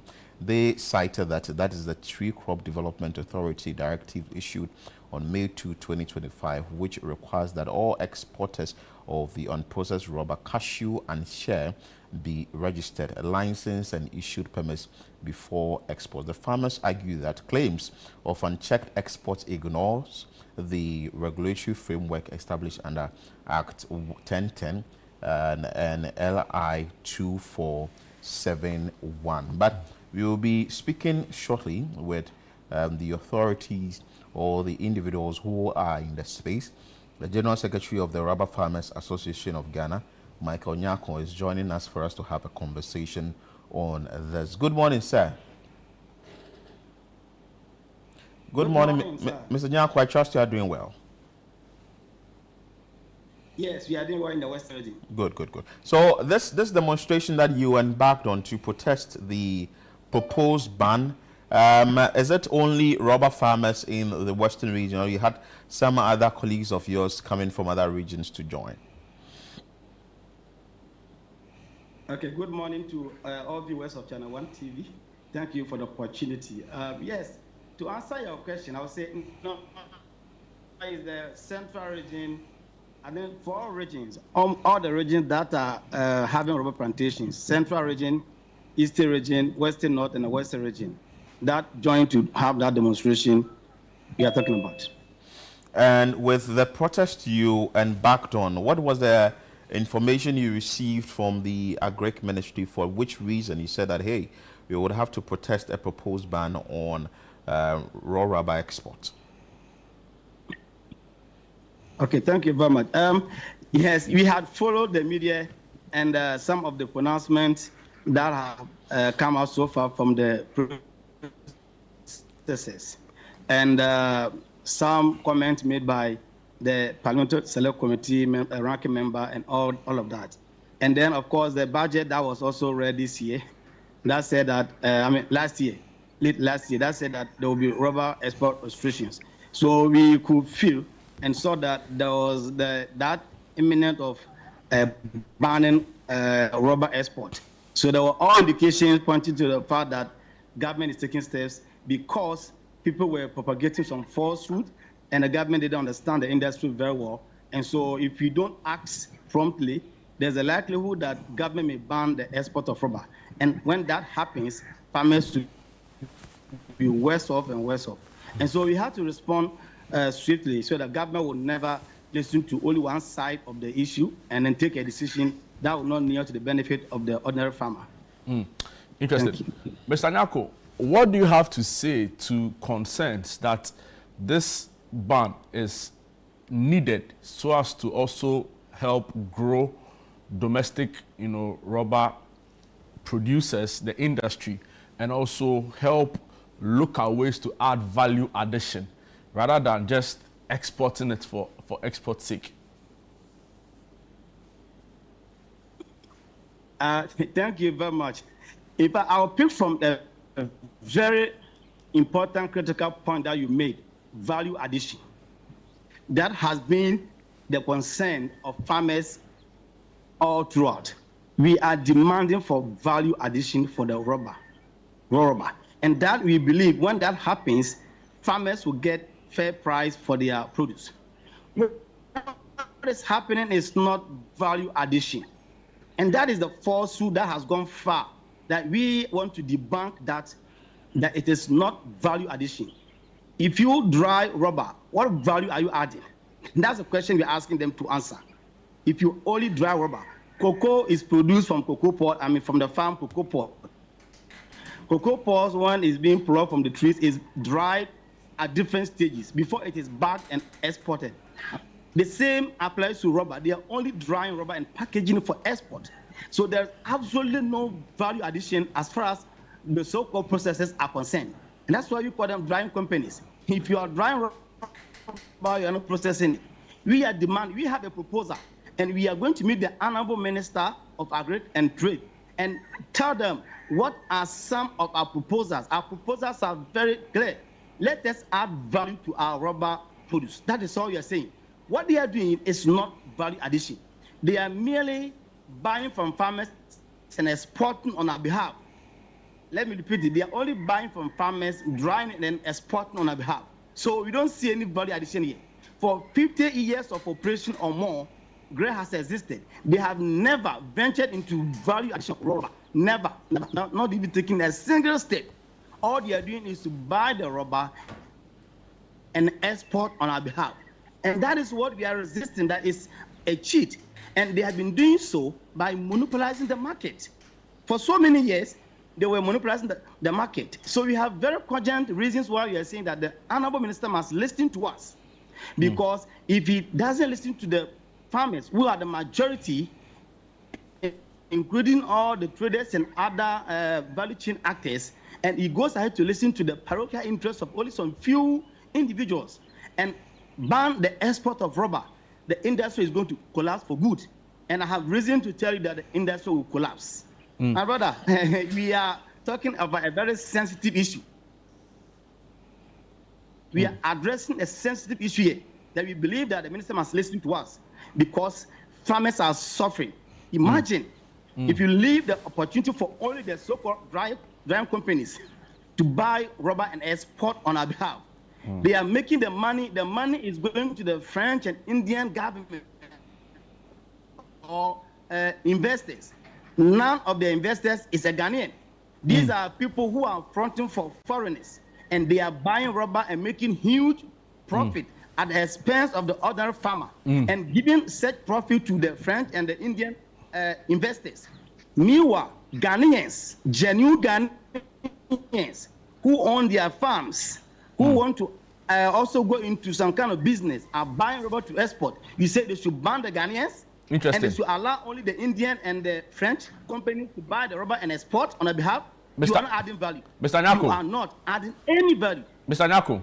Yes, sir. I've seen a statement from last year by the... Yes, sir, I can hear you. Yes, I'm saying I've seen a statement by the Association of Natural Rubber Actors of Ghana. Are these the group, and they were essentially calling for the ban on export of rubber. Are these the group you are referring to as having, you know, some parochial interest in all of this? And what would that interest be? Thank you very much. That is the exact group we are referring to, and we have written to the TCDA to dissociate ourselves. It's only 3 people forming that association, that ANRAC, that how do you call it? The ANRAC so-called organization. It's only owned by some processors have formed their own association, and they are pretending as if they are representing all the actors. It is not true. We have written officially and have a press conference on that to dissociate ourselves, to disown them. It's only 3 people who are doing that. We don't know them. The real actors of the industry are here, and we are speaking now. We are speaking now. You were silent for some time. Now we are speaking. So ministers should consult us. They have that program. They are processing or drying companies. They want to push an agenda by banning export so that they alone can buy the rubber and export.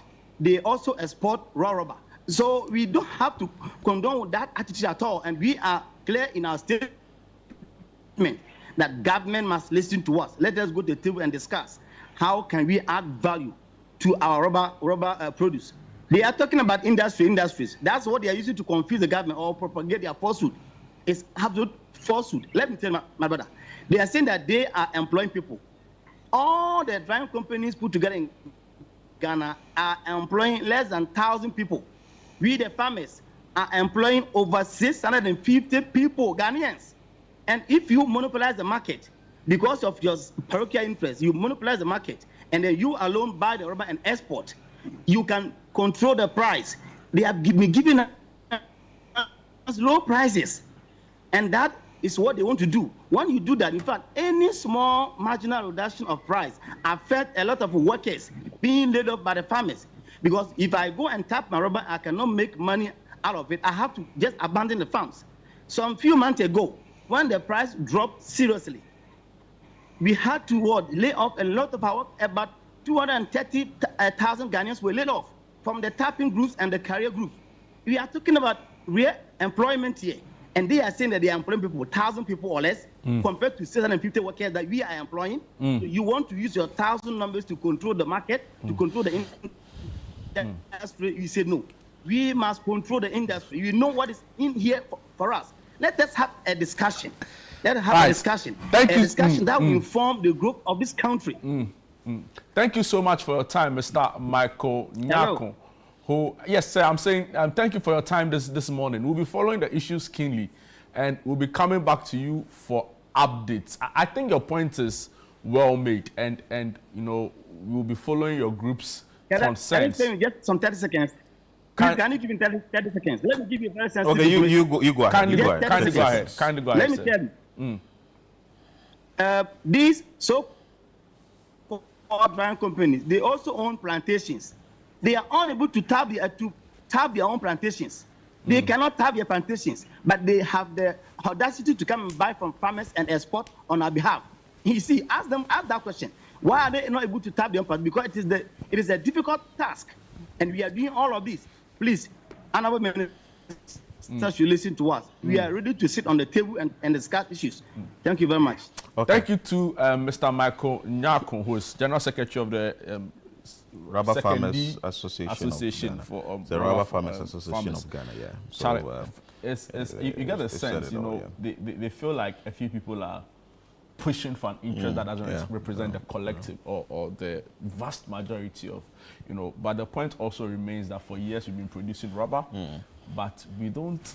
There's that lack of value addition, right? And the point is that value addition, in a lot of ways, is the way to go, because it makes the export more competitive in the long run, and it creates jobs, you know.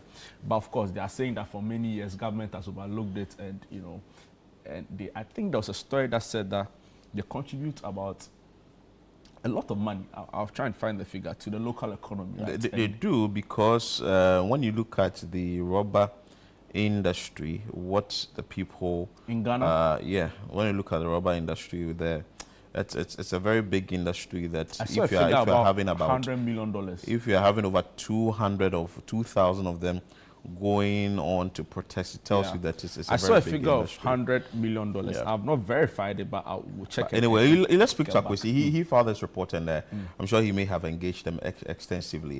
Akwesi, good morning. Akwesi Ejienima, Western Regional Bureau Chief, Channel 1 TV, CTFM. Good morning. Okay, good morning, Philip. I trust you're doing well. I'm doing fine. Okay, so these rubber farmers, how many are they in the Western region, looking at the kind of business they do and the kind of employment they've created in the region? Well, Philip, I would say they are more than 600,000. I think you meant 600,000, and he kept saying 650 people. They are in thousands. If you look at the Ghana Rubber Estate Limited, they depend largely on agrowers. That is people who grow this rubber and sell to them for them to do their processing. And as he explained, the plant only dries the rubber and then export it. Don't forget, we have Bonsa Ties Manufacturing Company that has been redundant for decades. And look at the number of cars that we have on our roads. All of them are riding with ties. But none of these things are actually processed in Ghana. And so if the rubber companies, if you take the rubber companies, the three that he mentioned, I know two of them. That is Ghana Rubber Estate Limited, and then we have Narobix. And then there's another one, which is a very small one in the eastern region. The hub of the industry is all in the western region. And Ghana Rubber Estate Limited, since their establishment in 1967, they've not been able to contribute to rubber production. Except for the period that we were having the Bonsa Ties actually manufacturing actual finished product that Ghanaians need in terms of ties. So most of the things that they actually buy, the rubber, the cartons that they buy from the rubber, the factory only just dries it and exports it. And these are jobs that we are exporting. So if they are actually pushing for a ban to make way for value addition, then they should explain to Ghanaians what kind of value addition that they are doing, because what they are doing is almost the same as what farmers are actually doing now. These farmers, from right after the COVID, realized that they are being cheated in terms of the prices that Ghana Rubber Estate Limited and the other two factories were actually buying from them. So they saw the need to actually mobilize themselves and begin to export these things themselves, just like the Ghana Rubber Estate Limited is doing. So I think if we really want to push this direction, government must actually push Ghana Rubber Estate Limited, which have 26% ownership from government. The rest belongs to the French people. Ghana only has just 26%, 26.75% shares in the Ghana Rubber Estate Limited. And so a chunk of whatever they are earning from exporting this dry rubber outside is going to the French economy. And whatever these agrowers actually sell, it comes directly to Ghana because they are here. And so if we are very much committed to pushing this whole agenda of value addition, then these stakeholders must tell Ghanaians what kind of value addition are they doing, because we are still importing all our ties. And then the Bonsa Ties factory is actually lying fallow for decades. When are we going to see them helping us to actually add value to our rubber that we are producing to a point where we wouldn't have to spend so much dollars in importing ties, which actually also contribute to weakening our currency? So I think they have a very valid argument, and then the government must really sit down with them.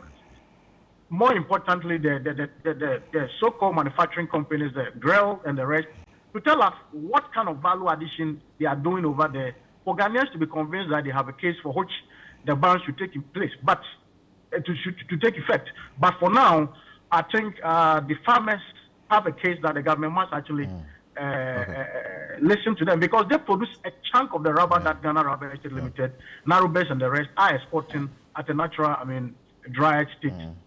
I would say thank you so much for your time. At least your point has also tightened the loose ends, and that is a very interesting one. Akwesi J. is our Western Regional Bureau Chief, and he brought us that story there. Up next on the show is Doctor in the House. And I'm excited to be here with you. If you're just joining us for the first time, this is the show I like to call the consultation before the real consultation, because we get to talk about everything that concerns our health. You get to learn new stuff. You even learn how to manage whatever that you are going through. And we do all this by inviting a doctor in the house to break everything down. So today, we are going to be looking at a topic that a lot of men shy away from. But before we get into that topic, I'd like to remind you that it's Diabetes Awareness Month, if you didn't know. And also, it's International Men's Day. Oh, yesterday was International Men's Day. So what we're going to be talking about is something that a lot of men shy away from, because it's actually important for their overall health and their confidence. This is how diabetes affects a man's sexual and reproductive health. And to help us break it down and understand all this, and also help men not to shy away from it and also get help, is Dr. Kelvin Owusu, who's a wellness consultant at Violet's Medical Center. Doc, you are welcome. Thank you, Chris. It's nice to see you again. It's like saying Happy New Year, Merry Christmas, Happy Birthday, everything that we've not said this year. It's been a long time, Doc. It's been a long while. Doc, how are you? Very well, very well. All right. So anyway, if you're just joining us or if you're watching, remember that you can actually send your questions to the number on your screen, and the doctor will get to answer it. And all these questions should be around diabetes. So because we're talking about how diabetes affects a man's reproductive and sexual health. Doc, let's get straight into it. All right. All right. First of all, what is diabetes? Okay, so it's a condition where your body is unable to handle sugar, to put it simply. You know, whatever you eat, everything you eat is converted to sugar. Sugar is the fuel that your body burns to produce anything. So when you are walking, it's actually your muscles depend on the sugar that is being pumped in there as a source of energy. Now, when it gets to a point where your body is not able to push the sugar into where it's needed, and so the sugar stays in the blood, then we say you have diabetes. So there are different types of diabetes. You know, there's type 1, type 2, and there's even a type 3, which is it new? No, it's not new. It's a subset of the type 2. So type 1 is where the body is not able to produce insulin at all because of a problem with the pancreas. And it tends to be from childhood, or at least it's usually diagnosed very early. You know, in life. It can be diagnosed a bit later, but predominantly diagnosed very early. Right. You know, it's an autoimmune disease. You know. Okay, so type 1 is autoimmune. Type 1 is mostly autoimmune. Yes, I get it. And the body is not able to produce insulin at all. Right. You know, so then they are insulin dependent. So another name for type 1 is insulin dependent diabetes. Okay. Then there's type 2, which is the reason why we are here. Yeah. Because that is the lifestyle disease. Yes, diabetes. And it usually happens. So the pancreas is functioning. In fact, in most type 2 diabetics, the pancreas is actually overworking. But then there's something called insulin resistance, where the insulin, even though the pancreas is producing a lot of insulin. Let me stop you there. You said the type 1 has to do with insulin still? Yes. So diabetes has to do with insulin. Okay, both, right. So basically, type 1 is that your body is not producing enough insulin or no insulin at all, because the pancreas is either destroyed by autoimmune, as an autoimmune process, or it's in the process of being destroyed. You know. Then there's type 2, where the body is producing insulin, and in some cases, even producing a lot of insulin. So there's a hyperinsulin state. Yeah. But the insulin is not being effective because of other issues. You know. So it's hyper producing insulin, but it's not effective. Yes, and the reason why it's hyper producing insulin is because the normal level of insulin is not able to push the sugar into where it's needed. So it's trying to produce a lot more insulin, hoping to overcome the challenge. You know, so that's why we call it insulin resistance. So there's something preventing the insulin from working. So the response of the pancreas is, let me produce more insulin so that if it can overcome that resistance, then the sugar level can come down. You know. And so that's one of the reasons why it's called lifestyle, is because obesity is one of the triggers. So you're basically not born with it. No, you're not born with type 2 diabetes. It develops depending on the kind of lifestyle you are living. You know, so fat is responsible for the insulin resistance. So the more fat you have, the higher the level of insulin resistance. You understand? And so that is how type 2 diabetes tends to develop. But I also realized something. I have diabetes in my family, type 2. So yes, I know type 2 diabetes. And they usually say if one person has it, then everybody has to be careful that it can be hereditary. Yes, I mean, you know, in medicine, we say common things are common. And if it runs in a family, you know, it runs in the family. Right. So if somebody develops, whether type 1, type 2, or even type 3 diabetes, the probability that another person in that same genetic pool will develop it is also high. Right. You know, so yes, if your parents, especially if it's a first-degree relative, so first-degree relative is a parent or a sibling. Yeah. So if a parent has it, your risk is very, very high. Right. But there's an environmental component as well. You know, because if, for instance, the type 2 diabetes is developed as a result of obesity, let's say the mother is obese. If the mother is obese, it probably means that she has certain habits that make her obese. The children are going to learn from those habits. Right. So then the children are also going to become obese. So then the children also now develop type 2 diabetes. So yes, there's a genetic component, but there's also an environmental component as well.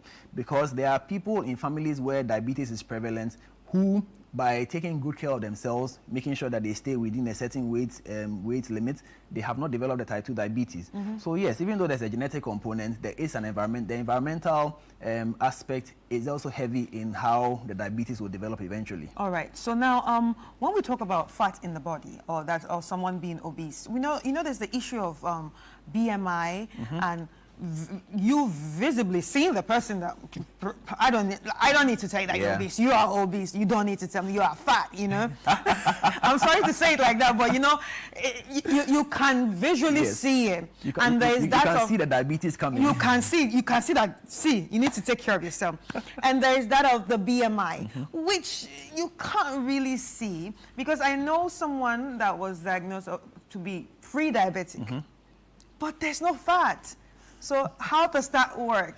Okay, so like I said, there are several risk factors. Obesity is a major risk factor, but it's not the only risk factor. Right. I mean, I mentioned a genetic component as well. So it could be that this one is from genetics, you know, it runs in the family. So whether you are big, small, medium, you will develop it. So it depends on a few things. Right. Sometimes it could even be medication that the person is taking that has resulted in the diabetes. So we need to figure out what is going on. And that is why it's not, you can't just say that because my sister is diabetic and she's taking X medication, me too, I'll take X medication for my diabetes. No, because they are different.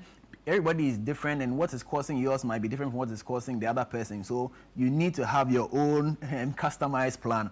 We don't share diabetes treatments, you know. That's very nice to hear, because that's very nice to hear. No wonder some people take insulin, exactly. Some people take that, and some people do this. Some people even manage their diabetes with diet. Yes.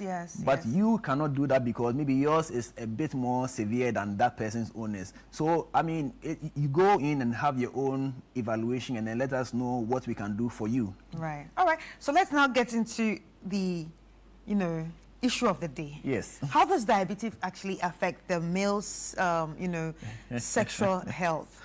Okay. In general terms. So let me start by saying that a lot of men get it wrong. We think that sexual performance has to only do with the penis.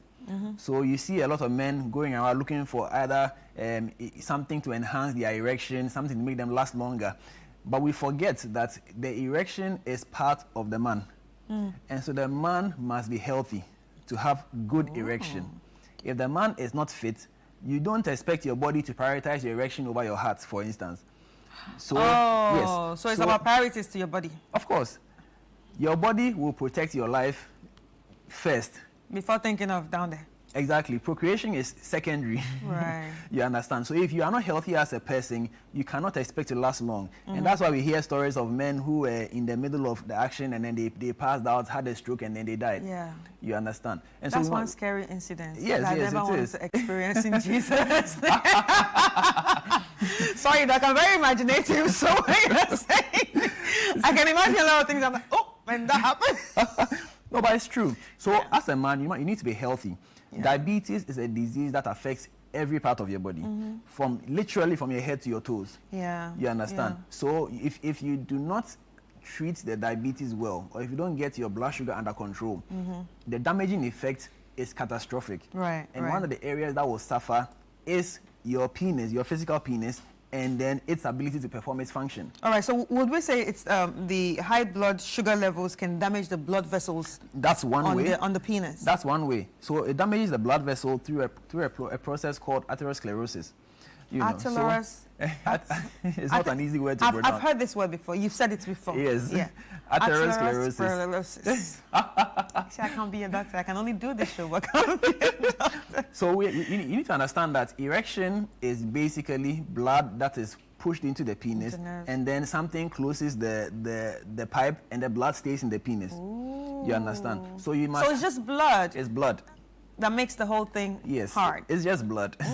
Okay. So now the blood vessels then must be in a good condition so that they can you can adequately expand or cause the penis to erect. Yeah. So now if the blood vessels have a challenge, and that's why atherosclerosis comes in, atherosclerosis will narrow the blood vessels. So first of all, not enough blood will even go into the penis to begin with. So that is why your erection will not be as strong or as hard, in quotes. So if it's not as strong, do you term it to be erectile dysfunction? Well, it's all erectile dysfunction because if your erection is supposed to be 10 and I are getting 5, it's a dysfunction. So you understand? So the atherosclerosis will limit how much blood even goes into the penis, and it also limits how fast the blood will go into the penis. So you are going to have two problems. You are going to have so the man will come and complain. I want to have sex. I mean, it's morning TV, so you have to be careful. Yeah. But I want to have sex. It takes me longer to get an erection, and when I do get the erection, it's not as hard, and so it doesn't last long. You see, so that's the series of events, and it's all because of the problem where the blood vessel has become stiff and narrowed because of atherosclerosis, which is aggravated by diabetes. Wow. So that's one way of doing that. The second way is that the high sugar, when the sugar gets into the blood, it's supposed to go into the muscles where it will be used to move your body around. But now the insulin is the key that opens the door for the sugar to enter. Insulin is struggling, so the blood sugar the sugar is staying in the blood. Now, there's a process of osmosis where now the sugar is forced, because the concentration has become a lot, it's forced into the skin. And once it gets into the skin, it begins to kill the nerves. You understand? And it is these nerves that would then stimulate the erection to occur. So the nerves are dead, you cannot have an erection. So if we look at it here, those are the, so the you causes. see the four things. You just mentioned blood vessel factor, and now you're talking about nerves. Yeah. You understand? So if the nerves are dead because the sugar has killed it, then you're not going to have an erection. Even if you had your partner ready for all the action, it's not going to happen because the nerves are dead. Now, the nerves dying is most of the time irreversible, so we don't want you to get to that point at all. So now, okay, you don't want the person to get to that point at all. But now, what if this person does not even know that they have diabetes? And they that don't have the problem. You see, they don't have the habit of going to the hospital, but they have experienced. I used to be a 10. Now the 10 is at a 6.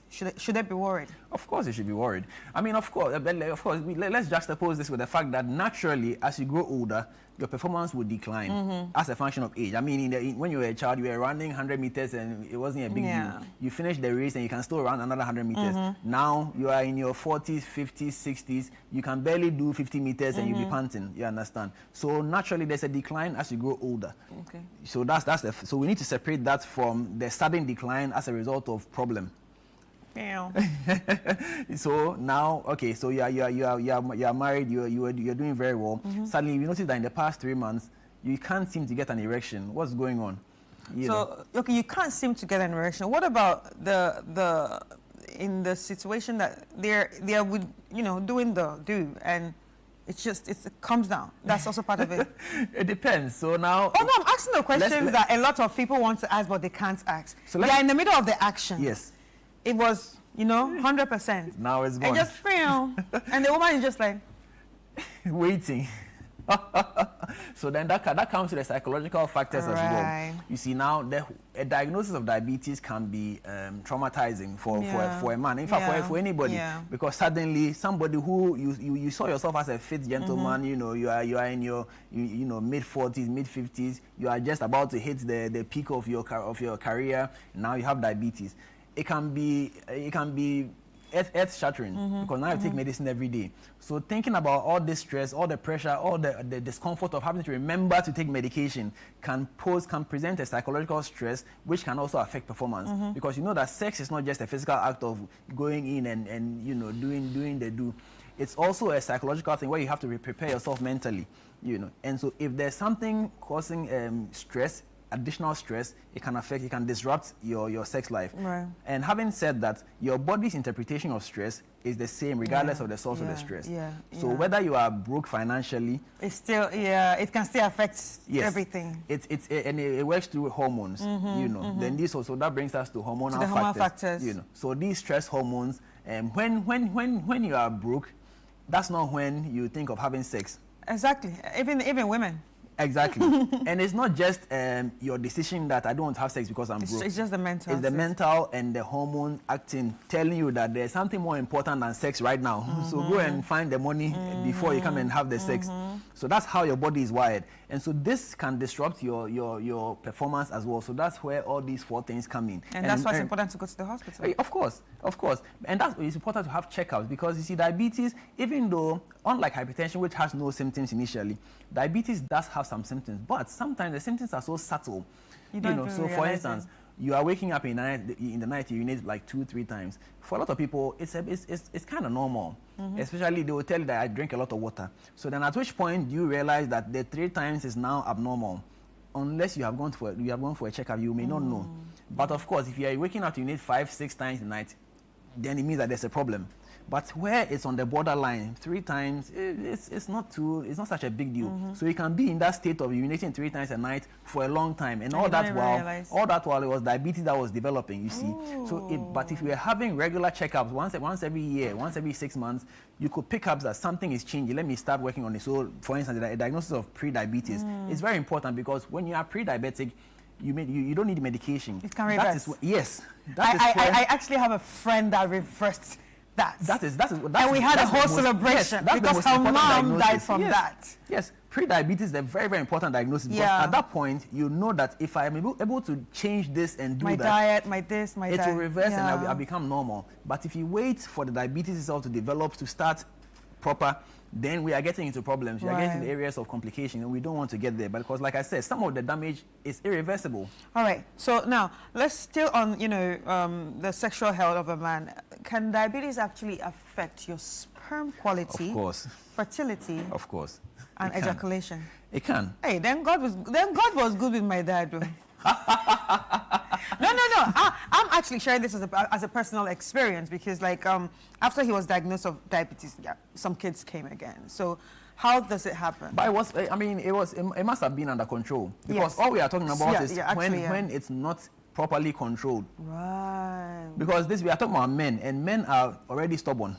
Very stubborn. They don't go to the hospital. Research has shown men won't go to the hospital, and when they do go to the hospital, they won't follow through with their treatment. At all.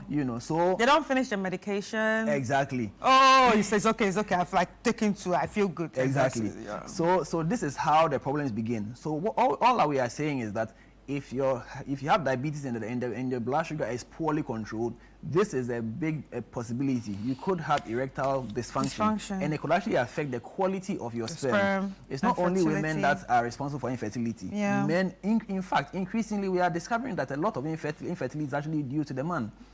You understand? Wow. And diabetes is one of the contributors to infertility, because the sugar is high. It gets into the semen. Yeah.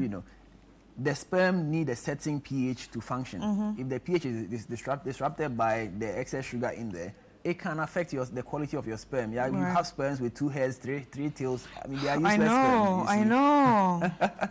We just need 1 head and 1 tail, and it moves forward with purpose.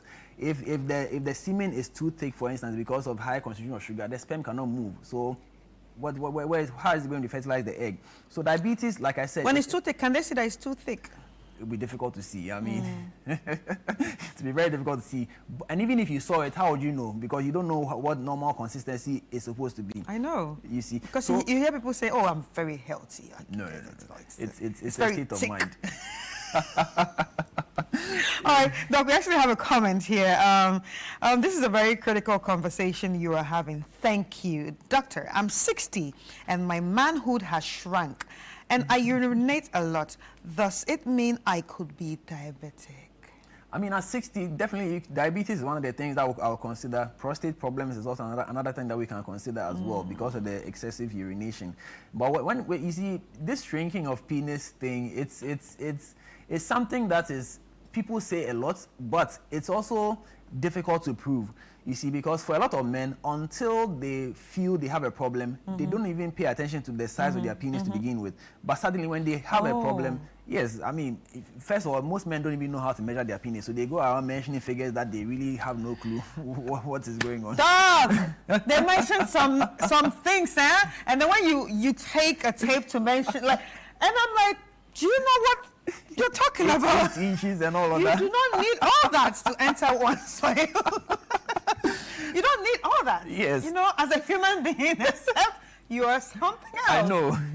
Right. So now what you're saying, what I'm hearing you say is that it's actually important for you to know your body as a human being. Like how we always advise women to have a relationship with their breast and their intimate part to know what it looks like. So when there's a problem, they can actually tell. Yeah. So you're saying the same thing to the men. Oh, yes. I mean, it's important that as a man, you know yourself as well. Because, for instance, I mean, women have breast cancer to deal with. Men also have testicular cancer to deal with. You know, but most men have not even examined their own testes before.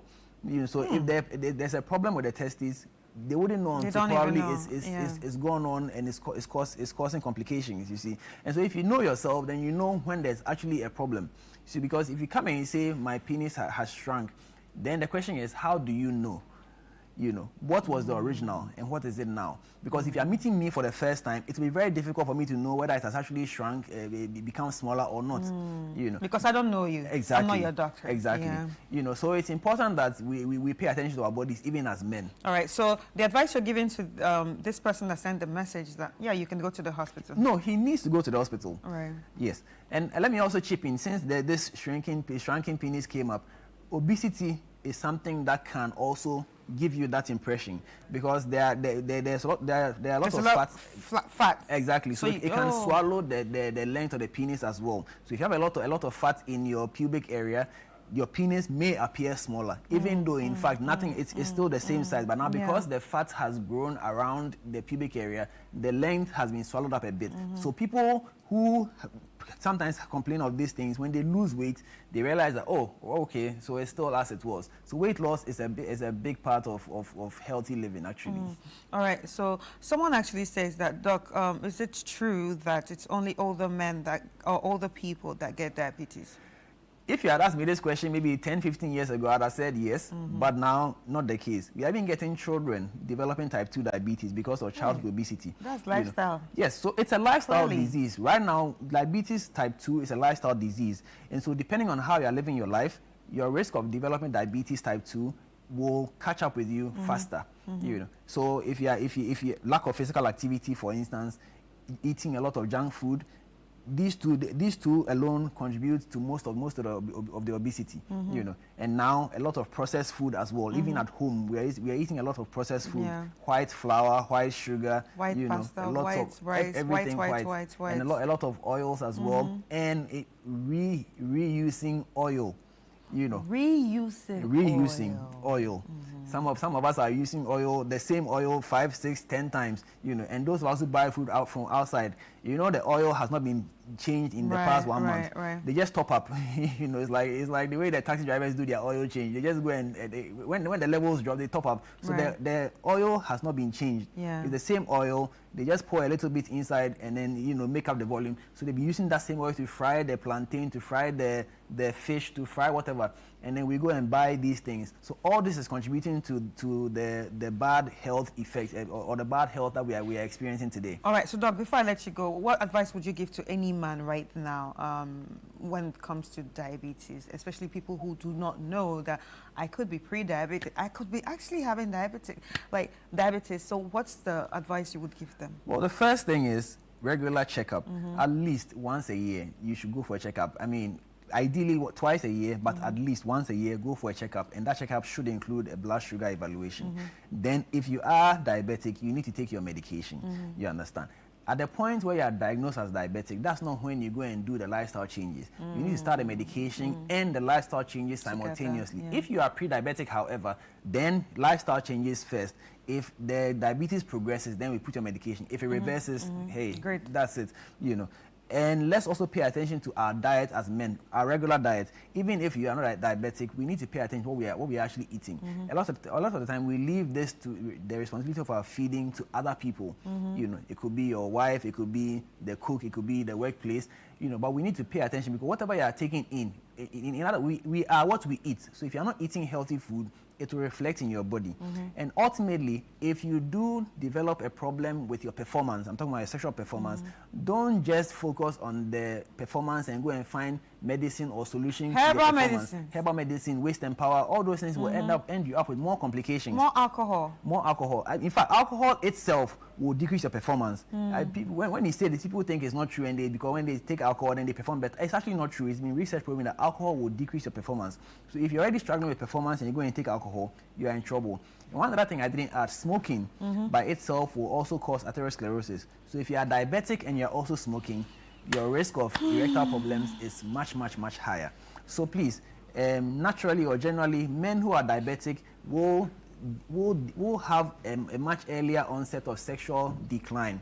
So let's pay attention and try and prevent that as much as possible by following our regular health routine. All right, very Doc, important. What's the tip of the week? Well, your poor performance in bed may just be due to your poor blood sugar control. Whew, preach. Doc, where can we find you? So I'm actually quite active on social media, Kelvin Owusu MD, or you can also find our clinic page as well, Violence Medical Center. Right. And ladies and gentlemen, you heard it. It's time for you to visit a hospital today.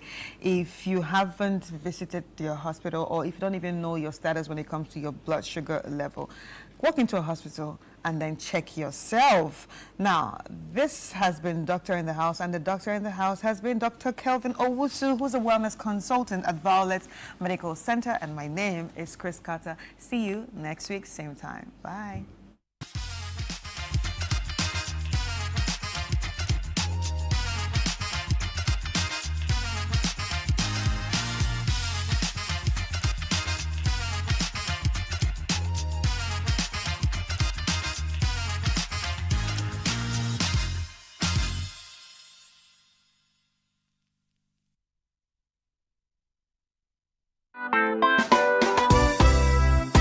The Sweet Root Secondary School's WESCO Alumni Association invites all alumni to its annual all-year groups Thanksgiving and Remembrance Service. There will be remembrance of the departed PCAs and also the launch of the 67th Speech and Prize Giving Day. The date, Sunday the 18th of January 2026. Time, it's 2 p.m. Venue, Cedar Mountain Assemblies of God Church, East Legon. Contact your year group president and register your attendance now. Semper Cum Optimus, always with the best.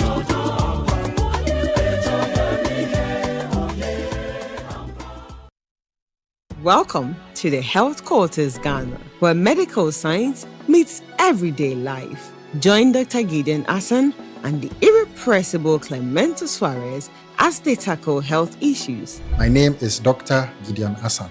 I have with me here my co-host, Clemento Suarez. I knew how it felt anytime I started to feel the pain. Whether it is hernia, breast cancer, cataracts, or infertility, the show brings together victims to share their real-life stories and experts to debunk myths. If you wear cotton supporter, and there be a pampers and a benwa or bosom. So you see, instead of it being raw egg, I done it because you milk. Make a date with us every Sunday at 4 p.m. on Channel 1 TV. Don't forget to subscribe on YouTube and all social media platforms at Health Quarters Ghana.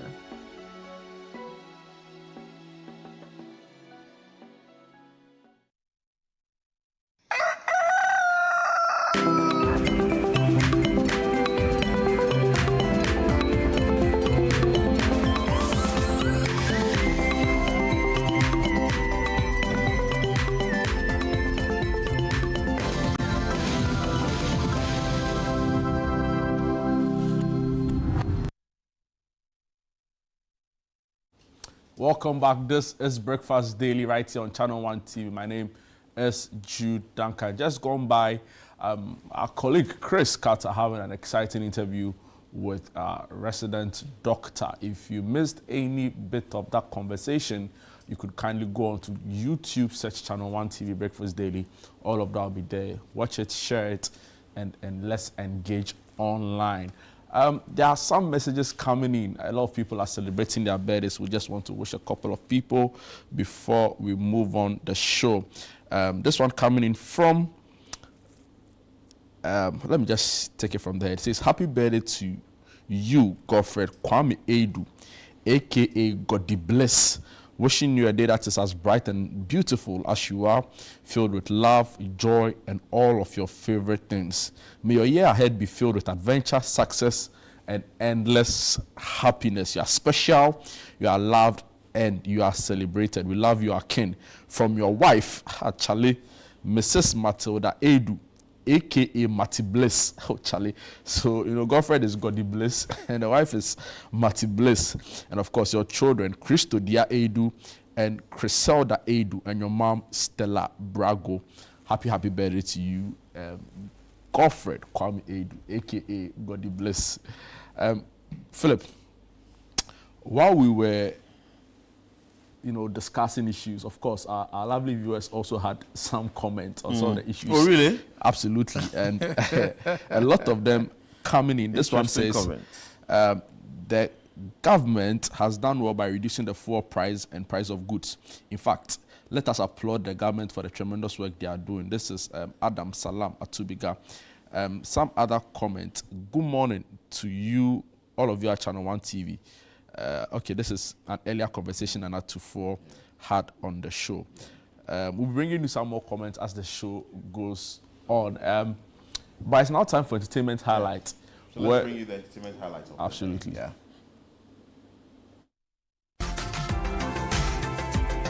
Well, hello and welcome to Entertainment Highlights on Breakfast Daily. My name is Ni Komete Kome, and this is proudly powered by GhanaWeekend.com. Visit GhanaWeekend.com today. Now to our first story. Ghana is set to begin renovation works on the National Theatre as part of a broader plan to revive the country's creative arts infrastructure. Tourism, Culture and Creative Arts Minister Jifa Ablagomashi says preparations are already underway to rehabilitate the aging facility, which has suffered years of neglect. She clarified that the reported $30 million Creative Arts Fund resourced from a Chinese facility will not be used solely on the theatre, but will support wider development across the sector. The government is also working to complete and activate regional event centers in a push to decentralize arts and culture and boost creative activity nationwide. Now to our next highlight. Shatta Wale has unveiled a 6-track EP titled Echoes of the Ghetto, which is a new one, marking the latest addition to his ever-growing music catalog. The project is expected to showcase his trademark dancehall style, driven by raw street-inspired storytelling and real-life experiences. Now, with anticipation already high among fans, the EP is tipped to further strengthen Shatta Wale's position as one of Ghana's most influential and dominant voices in dancehall music. Now to our next highlight. Kumawood actor Kweku Menu has revealed the long-time running efforts behind the scenes to support hip life icon Okonfo Kwade through his mental health struggles. He explained that the rehabilitation center run by Abena Menu played a key role in Kwade's treatment and comeback, with elders later helping to return him for further care after a relapse. Menu said his own support was mainly financial, covering Kwade's basic needs and providing 20,000 Ghana cedis to secure him accommodation near the rehab center. Recent performances and support from the industry figures have also helped Kwade raise funds, reigniting conversations about the need for long-term mental health care for creatives. Now to our next highlight. President John Dramani Mahama has announced plans to turn the historic Osu Castle into a major tourist attraction, according to Tourism, Culture and Creative Arts Minister Abla Jifa Gumashi. She said the project is currently at the administrative stage, with paperwork and procedures still being finalized before the redevelopment begins. The initiative is aimed at preserving the site's cultural and historical value while expanding Ghana's tourism offerings. Once completed, the transformed Osu Castle is expected to boost heritage tourism in Accra and give visitors a deeper understanding of Ghana's political and colonial history. Now to our last but not the least highlight. A Los Angeles judge has thrown out Chris Brown's $500 million defamation lawsuit against Warner Brothers Discovery over the documentary Chris Brown, A History of Violence. The court ruled that the 2024 film, which examined past allegations against the singer, was protected under California's anti-SLAPP law because it addressed matters of public interest using accepted journalistic standards. Brown had claimed the documentary damaged his reputation, but the judge found it was not defamatory and noted his public image was already shaped by previous controversies. The decision allows the documentary to remain available and ends the case unless Brown appeals. And that wraps up today's entertainment highlights on Breakfast Daily. From music and movies to cultural and celebrity news, we'll keep bringing you the stories shaping the creative world. I am Ni Komete Kome. Stay tuned for more. And of course, you can visit GhanaWeekend.com for all your entertainment stories and more. And check it out today. That was a new committee reading that for us. But Jude, now it's now time for us to talk about what we were talking about this morning: sports and Yao Minta. El Mint. Yeah. Oh, Mr. The Nigerians are not happy. Yeah. But for me, before we build up this conversation, I think it's good because it's going to build up the box office of Morocco. Yeah. Looking at a game that will be played, the final will really bring a lot of, if not the entire country to one stadium, it's going to bring a lot of people. They've not won the AFCON in how long? They haven't won the AFCON since 1976. Oh wow! Yeah. That's a long time. I mean, the last time they played in the final was 2004. It was in that game between Morocco and Tunisia ended up winning that tournament. I remember that squad. Zaire, they had some youngsters in there. No, that Abutrika is Egypt. Yeah, they had some youngsters in there, and that was the first wave of Morocco bringing in quote-unquote players from the diaspora players, and players that were born in the Netherlands, players that were born in France, and were of Moroccan descent. And that's when they started bringing them in, and so their system is well established in terms of being able to accommodate those players from the diaspora. And that 2004 Nations Cup, yes, Tunisia hosted it and won it. The likes of Trabelsi. Tunisia brought in some Brazilian players. So if folks can remember, 2004 AFCON, Tunisia brought in some Brazilian players, Francisco dos Santos, and they ended up beating Morocco in that particular final. And so, yes, Morocco have made it back to the final of the AFCON, and it came in a very tough game against Nigeria. A very good semi-final game. It was way better than the one we witnessed earlier between Senegal and Egypt. It was a drab match. It was boring.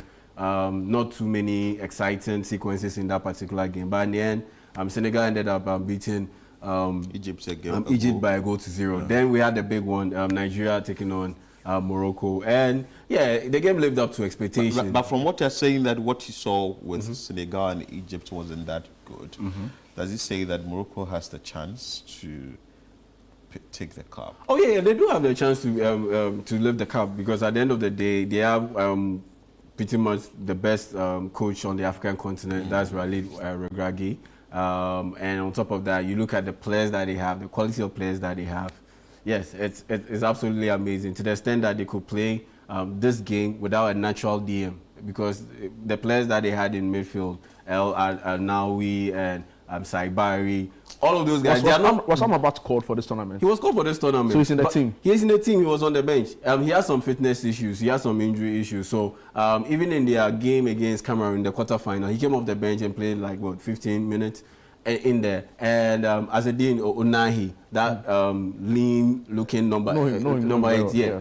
He is injured, and so he didn't play in this game. He also didn't play in that quarterfinal game against Cameroon. So they lined up their midfield without a natural DM. That's how deep their squad is in terms of quality, and they still ended up being able to beat Nigeria on penalties. And yes, the biggest talking point, because of the quality of Nigeria and Morocco, no one is surprised about who came out on top. I mean, if it was Nigeria, no one would be surprised. If it was Morocco, no one would be surprised. So the biggest talking point from that game has to be Daniel Lai. Oh, Bra Lai. Oh yeah, Bra Lai. Daniel Lai, referee Daniel Lai, and I think Ghanaians didn't play, or Ghana didn't qualify. Ghana didn't qualify, but Bra Lai has put Ghana on. Oh yeah, definitely has put Ghana on the map. I mean, look, I was talking about the 2004 AFCON.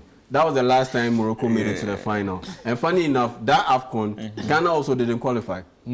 Ghana didn't qualify to the 2004 AFCON. And funny enough, this AFCON, we didn't qualify, and Morocco have gone back to the AFCON final. So maybe it's coincidence. The year that Ghana doesn't go to the AFCON, that's the year that Morocco makes it to the final. What's your assessment of Daniel Lai's performance? Yeah, immediately after the game, I tweeted that, I give him an 8/10 performance. Okay. But upon review, I think I'll give him 7/10. So between 7 and 8, I think it's fair. But that's a pass mark. Oh, that's very, very good. An A or a B plus. That's an A. That's an A. I'll give him an A. Why won't you give him based a 9? on this performance, unless something serious happens, crosses his way or crosses his path, he's definitely going to the World Cup. He can officiate a World Cup. Oh, he will definitely be officiating at the World Cup. Do you think he would officiate the final? At the AFCON, no, I don't think so. I don't think so. The closest he will get to the final, I'm pretty sure, will be in the VAR room. Yeah, I'm pretty sure he will be involved in the VAR room. But Daniel Lai, he did very well. And you asked the question, why didn't I give him 9/10? Yeah. What did he do? Yeah, because what did he get wrong? Oh yeah, exactly. He got the booking of Calvin Bassey wrong. He got it wrong. He got that booking wrong, so -1. So it's 10/10. So -1, that's 9/10. Then Morocco had two players kick the ball away from the point of action after he had called for a foul. Once you do that, per the rules of the game, that's delay of game. Petulance. Yes, that's a delay of game, and it warrants a yellow card. He didn't show a yellow card to any of those Moroccan players who did that. Two of them. It happened twice. So that's also a -1. And then there was a few dodgy calls that he made that I felt, I think he leaned too much into the whole home factor. And so that would be like a -0.5. So that's why I'll give him a 7.5. Is that to say that what people, are saying that he played to the favor of the Moroccans? Oh, no. He didn't play to the favor of the Moroccans, because at the end of the day, look at him and look at the boxes that he took. Generally, his composure was on point. It looked, number two, it looked like he had a good handle of the game. There was a video, there was an instance in the game where you could literally see him screaming at Osimhen, I don't want this behavior from you. Like, it was so Ghanaian, right? Because you could literally follow his lip sync and tell what he was. Yes, exactly. And that tells me that you have control of the game. Yeah. And we've seen several instances where referees do not have control of the game, and the game just spirals out of control, and you just see them dishing out yellow cards just to be able to maintain or bring some level of authority in the game. He wasn't too card flashing heavy or friendly. He maintained composure. There was decorum in his conversation with the players. In instances where he needed to talk to them in a calm way, he did. In instances where he needed to put his foot on the ground, he did. And so, in that sense, when I look at it all, and I look at the prestige, how big the stage was, and how he handled himself and conducted himself, and how he delivered, Yeah, I think he passed. There was an instance. An A performance. It wasn't an A plus, but it was an A performance. There was an instance where the ball was seen to have hit a Nigerian defender's arm in the penalty box. Yes. Do you think it was a wrong call? It was the right call. A penalty. It was the right call. But looking at that particular, I don't think that was something intentional. It hit Calvin Bassey's thigh before it hit his arm. It hit Calvin Bassey's thigh before it hit his arm. And Calvin Bassey's arm was close to his thigh. And so immediately it hit his thigh, boom, it hit his hand. There's nothing that he can do. It's in a natural position. Per the rules of the game, that's not a penalty. And Daniel Lai indicated it to the Nigerians that, to the Moroccans, that it had been reviewed, and yes, and there was no wasn't call. A penalty. It wasn't a penalty. I saw the replay. I saw the playback. It hit Calvin Bassey's thigh, and immediately came off Calvin Bassey's thigh and onto his hand. And his hand was very close to his body. So there's no way you can call that as a penalty. So yeah, Daniel Lai also passed in that situation. Charlie, I think your assessment of Bra Lai, you know, spot on, right? Let's come to the game itself. One shot on target. Yes. You know, for a team that was free scoring. Morocco came into this competition up onto the semi-final. They had only about 3 different scorers. You know, then you have Nigeria that had about 7 different scorers. You know, Akon Moses can even come off the bench. Adams can come off the bench, and you know, a lot of people expected more in terms of the attacking instincts from the Nigerian side, but they had only a shot on target after 120 minutes of football. Talk to us about the tactics of the day and why it didn't favor Nigeria. Well, like I indicated earlier, Morocco had a lot of ball jugglers in the team, so they didn't have a natural DM in the team. What you had were creative players or creative midfielders in the team that lined up in the middle. Then you had guys who were very speedy up front. So El Kaibi, the main striker, putting a lot of pressure on the Nigerian central defense, Calvin Bassey and Sami Ajayi. So that pegged those two backwards and kept them busy. Then you had the fullbacks who were heavily engaged dealing with the threat of El Zalzoui and Brahim Diaz. Then, so what that meant was there was a gap in the middle. And you notice that Osimhen, for the most part of the game, looked very isolated. He looked very isolated because the Nigerians couldn't progress the ball enough and hold on to the ball enough to be able to get him involved heavily to link up with Akon Adams and Ademola Lookman. Because Morocco, like I said, had ball jugglers throughout. And so they were possessing the ball often. And as soon as the Nigerians got the ball, they were looking to counter-attack. And so they would swing the ball long and have Victor Osimhen battle for the ball. But unlike other games where Victor Osimhen totally outmuscled those opponents, the Moroccan defense were up for it. I mean, Adam Masina and Naef Aguerd, who used to play for West Ham and is now in the French league. Aguerd is the defender, centre back, right? Yes, centre back. He and Masina, and those guys. And to think about it, they even play without Roman Saiz. Pretty much their most experienced defender in there. So that's how come Wolverhampton fame, right? Is he still there? No, he's left. I mean, I think he's now in the Gulf, and so that's where he plays his football. But he wasn't also available. So that's how come Nigeria couldn't deliver sustained, consistent attacks, and that's how come they only registered 1 shot on target, because there was a gap between Ademola Lookman being able to carry the ball and Victor Osimhen. And because at the end of the day, the midfielders were heavily involved in dealing with the threat of the Moroccans, and they lacked that bit of creativity to be able to consistently progress the ball. Do you get a sense that Moses Simon and Wilfred Ndidi didn't play that game? And that also, yes, you can say that also affected Nigeria's ability Onyeka had a very solid showing in the middle. Yes, but defensively, not in terms of being able to progress the ball. And that's the difference between him and Wilfred Ndidi. Wilfred Ndidi would have stepped in that position that Onyeka played last night, being the sole pivot, the DM. And then you have Onyeka being the one to... On few occasions, you get the sense that he will try to be that ball progressor for the team. But I feel like he didn't have enough room to operate. Will you say also maybe Chukwuemeka should have probably been introduced earlier? Chukwueze? Chukwueze. Yes. Chukwueze. Should he have been introduced a bit earlier? I think so.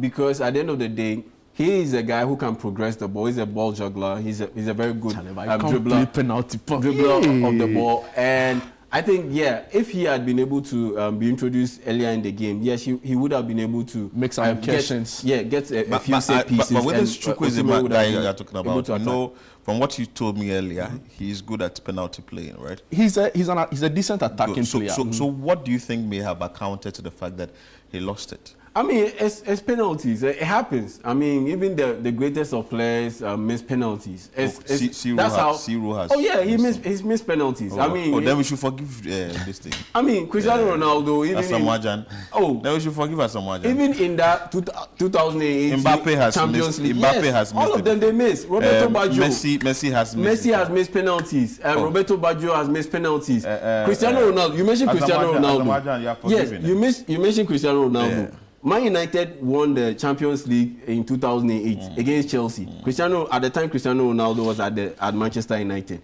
The penalty shootout. Red hot form. Yeah, he won Ballon d'Or in that particular season. He missed the penalty in the final. It was Man United, Edwin van der Sar, who made a couple of saves, and John Terry slipped and he missed that penalty, and Man United ended up winning the Champions League. So it happens. Big players, small players, mid players, they all miss penalties. At the end of the day, it's not an easy with this one skill to be able to execute. The stakes were high. Not even there. All of them, the stakes are high. Once it's penalty, there's a lot on the table. But the concern really is that there was a seeming lack of urgency. Yeah. He was like very carefree. You think he was relaxed? Psychologically. I think he was confident in his ability to beat the keeper. But forgetting that this is one of the best keepers in the world, Yacine Bonu. Oh wow! Yes, absolutely. He's the reigning winner of the CAF men's goalkeeper of the year. And he could read. Yeah, he could read again. Look at the second penalty that they missed. Bruno Onyemachi. Yacine Bonu literally moved over to the side of the post before he even effected the kick. Not this one. Before he even effected the kick, because he could tell that he had read how he would play the penalty. And unfortunately for Onyemachi, normally you have players look at the goalkeeper right till the very second that they effect the kick, because they want to see where the goalkeeper will move in terms of his anticipation. But in this sense, he got into his head. Bruno focused on the ball and where he wants to place the ball, rather than looking at the keeper and reading the keeper and seeing how he would likely anticipate his kick. And so, if you look at the penalty Bruno effected, Yacine Bonu literally he was moved on the left side of the post before even Bruno kicked the ball. That's great goalkeeping, and he's one of the best goalkeepers in the world. But looking at the C, it looks like he was moving to the other side. Yeah. But that's goalkeeping, man. You are baiting him. You are baiting him. So it happens. I mean, this guy used to play for Sevilla, and he helped them to win the Europa League. Now he's in Al Hilal in Saudi Arabia, making a lot of money, and he's the best goalkeeper in Africa. In Africa, and one of the best goalkeepers in the world, hands down. And so you had to be spot on with your kicks. You couldn't go with those fancy looking style. I'm sure. Back style. No. So you think he would have scored if he had played short? No, if he had been a little bit more urgent. If he had been a little sense of urgency. Yes, if he had been a little bit more. No, he fire it into the pool. Fire the ball. Which ball? Into the pool. He needed to be a bit more assertive. But he looked too comfortable, believing that he could fool the keeper, quote unquote, and get it. And the keeper, how do you even how is this your posture towards a no, you don't do that. The stakes were too high. Yeah, see, I'm sure Panorama would delve into later today, inside AFCON, 3 to 4 p.m. Join us on City FM. We'll delve into these matters and discuss extensively the semi-finals that we had yesterday. And before I go, while we're watching the AFCON, yesterday on City FM, we were also keeping an eye out for what was happening in the Carabao Cup semi-final. You had Chelsea taking on Arsenal at Stamford Bridge, the first leg of the Carabao Cup semi-final, and Arsenal ended up beating Chelsea by 3-2. And recently, Chelsea appointed Liam Rossiniu as their new head coach. And in the second game, this was the second game, yes, Chelsea ended up losing that particular game to Arsenal. And so Arsenal go into the second leg with a 3-2 advantage. And the second leg will take place on February 3. And then in Spain... Are you a Chelsea fan? Oh yes, he's a Chelsea fan. Yeah, he's a Chelsea fan. He's a Chelsea fan. That's why he's quiet. It's all of us, that's why he's quiet. It's choking you. And quickly we are roasting now, sir. Roasting. Charlie, if this is what is bringing before I go, you hold your horses. Before I go, yes, in Spain there was the Spanish Super Cup. The Spanish Cup. Competition, the Copa del Rey as they call it, and Real Madrid, they also sacked their coach, Xabi Alonso, earlier this week. We discussed it, and they replaced him with Alvaro Arbeloa. And Arbeloa's first game in charge of Real Madrid, they lost to Albacete. Can you imagine? Albacete, lower league team, they lost to Albacete by 3-2. And so now Real Madrid are out of the Copa del Rey. And so, yes, they won't compete any further in the competition. And so, yes, that's the latest in the world of sports. And yeah, thank you for having me. Thank you so much. It looks like the Chelsea thing has really brought your morale. Bro, Charlie Rosinoir, they talk big press conference. Hey, fighting journalists, they go and concede 3 at home. But you also have to blame the Chelsea goalkeeper to Robert Sanchez. Yeah, the second goal,